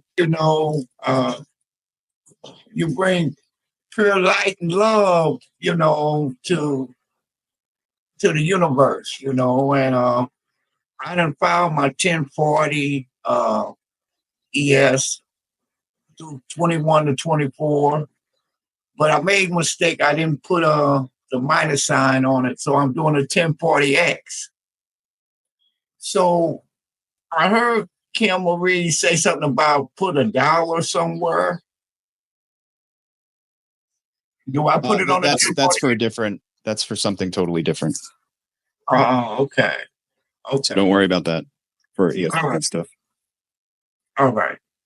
All right. Well, thank you. Thank you, Marte. I'm here now. If you can hear me, I apologize for that. Yep, we can hear you, Love King. Welcome. Well, thank you so much. I want to first give thanks. I'm thankful, grateful, and full of gratitude for you all even sharing this information and manifesting or attracting you all to pull up in my process, because I've been literally putting it into the universe to get all of this done, and I'm in the process. But this will this group is really going to assist me to get past a lot of hurdles that I have come across. And when the ESV kit thing came up, that's where I am. And I was wondering if I can find out where. I was looking on on the chats and attempting to find out, is there a place I can get that, look at that one to get started, to be able to go through that process, because I got my trust. I put my children in it. I've put most of the stuff in the trust. I just want to go ahead and get everything worked out. You're talking about the ESNVs? Yes. There are topic folders inside of this group, the Recoupers group. If you go down to the folders, when you get out of the call, or whenever you look in the group, you'll see it where it says KT process or 1040 ESNVs process, and it says K Marie or KT. And then there's also one for 1041 ESNV. So there's multiple folders, and there's tons of information in there for you to kind of get, and videos in those folders. Now, if anybody's looking for a video that is hard to find, we have a Recoupers video library where I put majority of the lives are there. So if you're ever looking for our previous lives, there's literally a folder that says Recoupers Live Video Library. Go there, find video. You can find them there. I don't think I pushed all of the audio and videos that's been posted in the group there yet, but I will. So there's a lot of data that's there. You just got to go to the search button and look under files, look under media, or look under music to get those type of files to look at for the videos and the audios. No problem. Thank you so much. I greatly appreciate that. I am on it. I greatly appreciate that. No problem. And you guys are doing magnificent work. This is so much help to everyone. I have 12 children with one woman. 10 of my children are still here with me. I've created all my trust. I've got all of them, in a position where everything is set up, to this point. So I just need to get that worked out at this point. That's really. Come on with the tribe. Go ahead. Thank you so much. They show me so much love. I have to. I stand strong on this one. Steward and taking leadership and pioneering this for them, and you're going to teach them, and they are your successors as well. So keep up the good work and keep your diligence going. Don't give up. You got 12 people, even on the ones that have passed away and no longer here. You still are responsible for them. So listen, I so much. Thank you for the confirmation. And if it's okay, I would like to DM you for information about something, because I see that just the vibe. I want to share something with you, and I believe we could assist each other in some things. But with this part, I know that just the information you just shared with me is going to catapult me to the top. Yeah, you can send me a DM, Love King. Only Love King. So, I'm giving you permission to send me a DM. You may have to be a Telegram premium user to send me a DM. I will be. If I'm not already, I'll go ahead and sign up to be so. And send me a DM or tag me in a post, and I'll send you a message if you don't. Okay, thank you so much. I greatly appreciate you all. Thank you, and all of you all are wealthy in the spirit of the Creator, and oneness be upon all of us. Love, love, love you all. Thank you. All right, blessings to you. Blessings to you as well. Thank you. Yeah, Love King, you were so on your way. Thank you. I appreciate you, man. Thank you. All right, let's throw it over to, is there anybody who's already unmuted who's been waiting? Okay, we're going to jump over to Purple Carter. Welcome, Purple Carter. Peace and love. Hello, everybody. I'm a little nervous.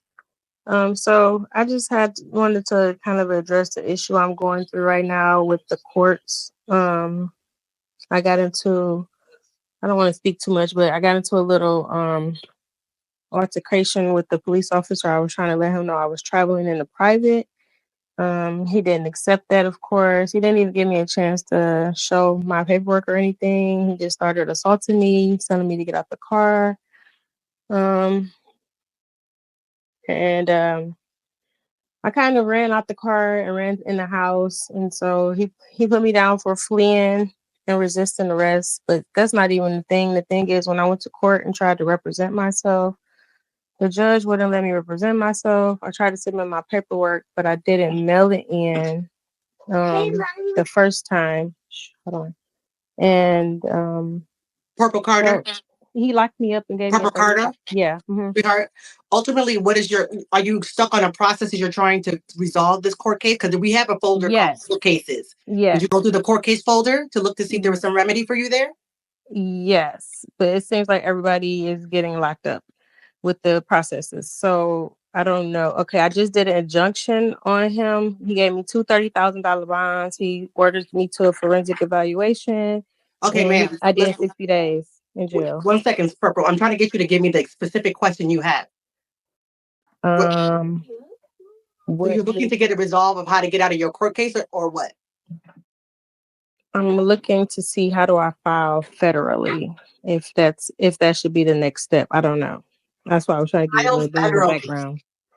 Yes, I don't know what I'm asking, so I'm sorry. That's why I was trying to give you some background on my situation. I don't really know what I'm asking. I don't know. Yeah, I understand. But I was trying to slow you down because we're not going to do this. Call is not about us giving you feedback or solutions to the situations that you're in.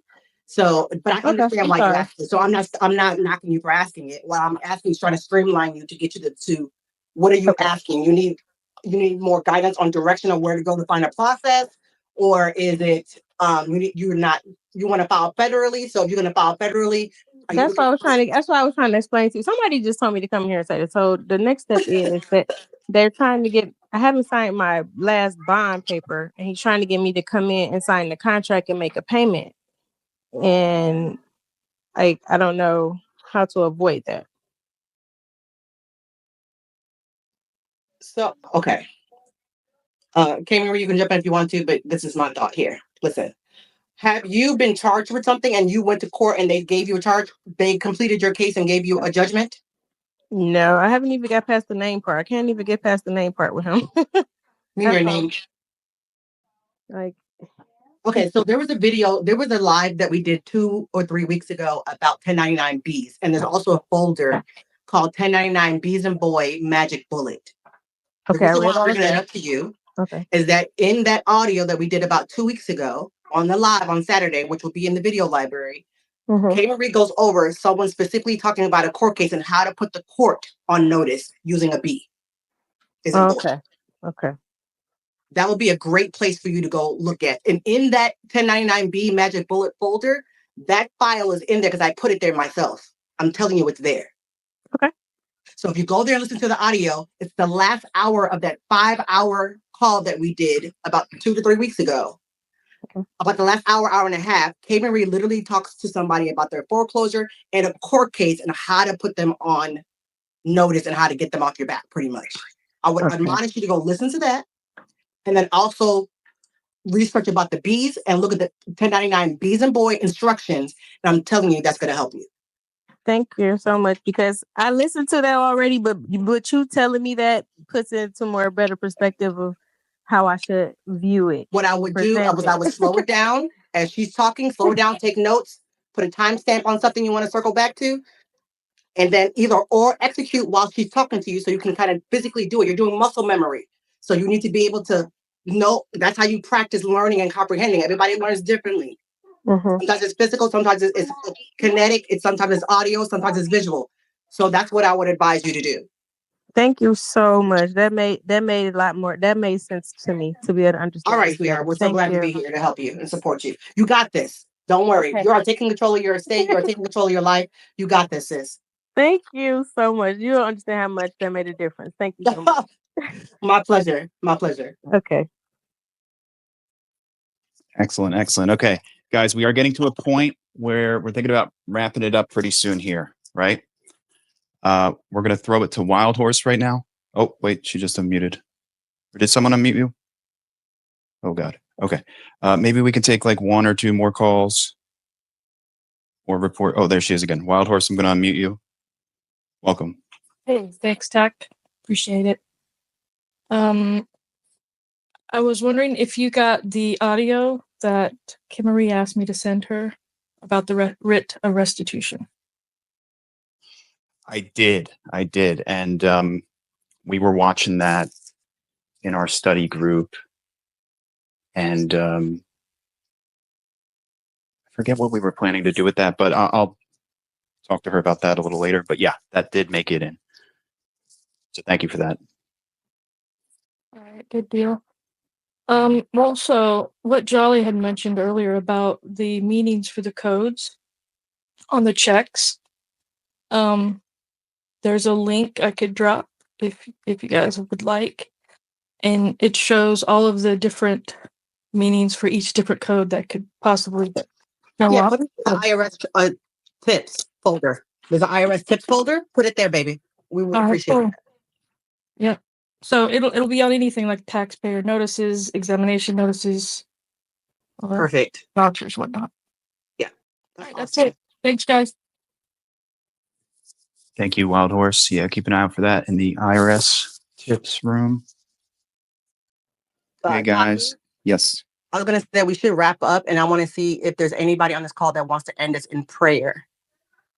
Who's feeling led to end us in a prayer as we close out this call that we've been on for almost 3 hours? So it's been an amazing call and an amazing deposit into all of our lives. So is there anybody that is feeling led to end this call in prayer?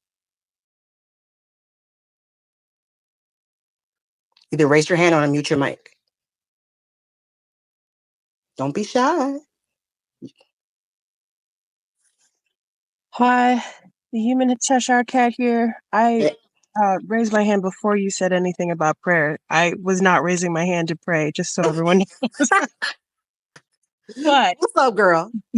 but I just wanted to say, super quick, very grateful for everyone here. Just like everyone says, been plugging away at stuff, but I wanted to speak about just keeping that spirit about you, that spirit of authority, even if your brain doesn't know everything.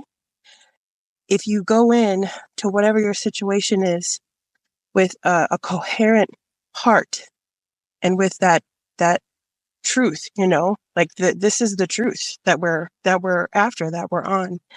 And She Wolf said something about keeping, any type of thing that you record or submit in your car.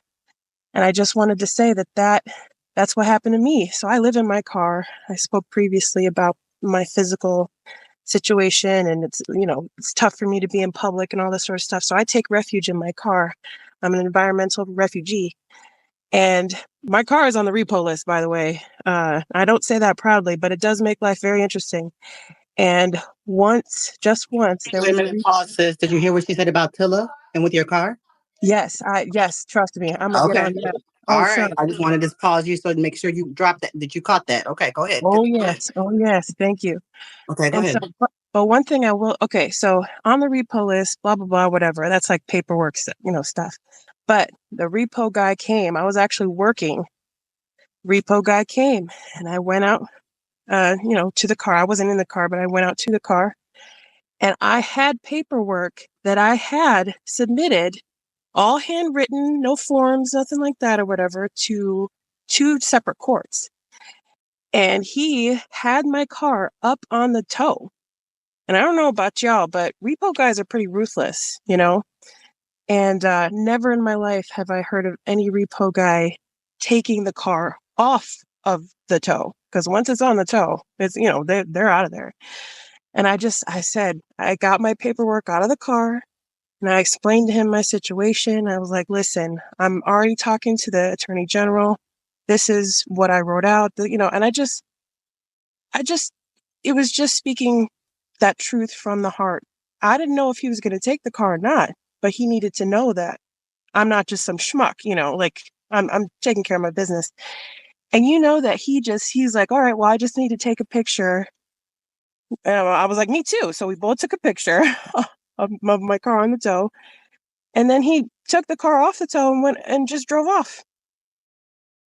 I have no idea what he told his bosses or any of that type of stuff. But I know that I spoke to him as a woman, right? Woman to man to man. And he was acting out of that truth, like clearly something resonated with him. Because trust me, I've seen tow people can be brutal, very, very cruel. So anyway, I tell that story because I have yet to see or hear of anyone else getting their car off of a repo tow simply by speaking the truth and by showing, hey, I'm putting in the effort. I'm on this path, and this is what it is. And so that's my encouragement to anyone, basically. Not my encouragement to just like be irresponsible and like, oh, repo people. That's not what I mean. I mean, keep your wits about you, keep your spirit coherent, keep your spirit high, because even if you're talking to somebody who doesn't understand or you don't understand, this, that, and crossing T's and stuff, in that moment, there's an energetic exchange and there's information on that energy, right? And so he felt that information from me and he acted lawfully, equitably, and he let me go because he knew, he knew I was in equity.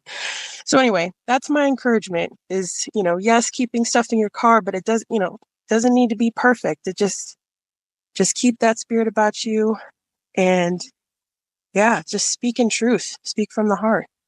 And I yield. Well, girl, that was a good way to end the call, isn't it? That was perfect. That was amazing. Thank you for that.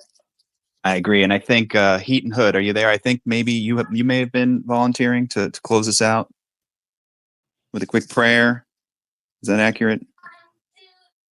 Okay, Heat, we can't hear you if you were talking. We still need a volunteer, guys. Are you here now? There he is.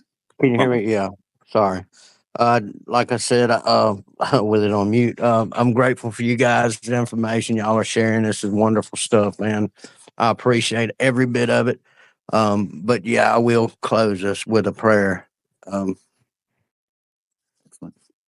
you're ready. Go for it, In bro. Lord's name, I would like to pray and thank this wonderful group for all this generosity and all this great things that it's revealing to the world, to this group. Our Father, who art in heaven, hallowed be thy name. Thy kingdom come, thy will be done, on earth as it is in heaven. Give us this day our daily bread, and forgive us our trespasses, as we forgive those who trespass against us. And lead us not into temptation, but deliver us from evil. For thine is the kingdom, power, and the glory, forever and ever. Amen. Amen. Amen. Shall be so. Thanks, guys. Thank you. And great session, guys. Everybody, keep your head up. Keep leveling up. Everybody's doing great. Like a lot of great progress reports today, some testimonials. We will be back again next Saturday at the same time, 12 Central. Okay. I'm going to work on the replay, get the replay up as soon as possible. It'll probably be around this evening sometime. Anything else? Anyone from the leadership team wants to say? Any housekeeping? Nope, Otherwise, that's it. We're good to go. Otherwise, we'll lock it out. Thanks, everybody. We're going to end the call now. You guys have a great rest of your weekend. Blessings, everyone. Blessings. All right. Thank you. Thank you.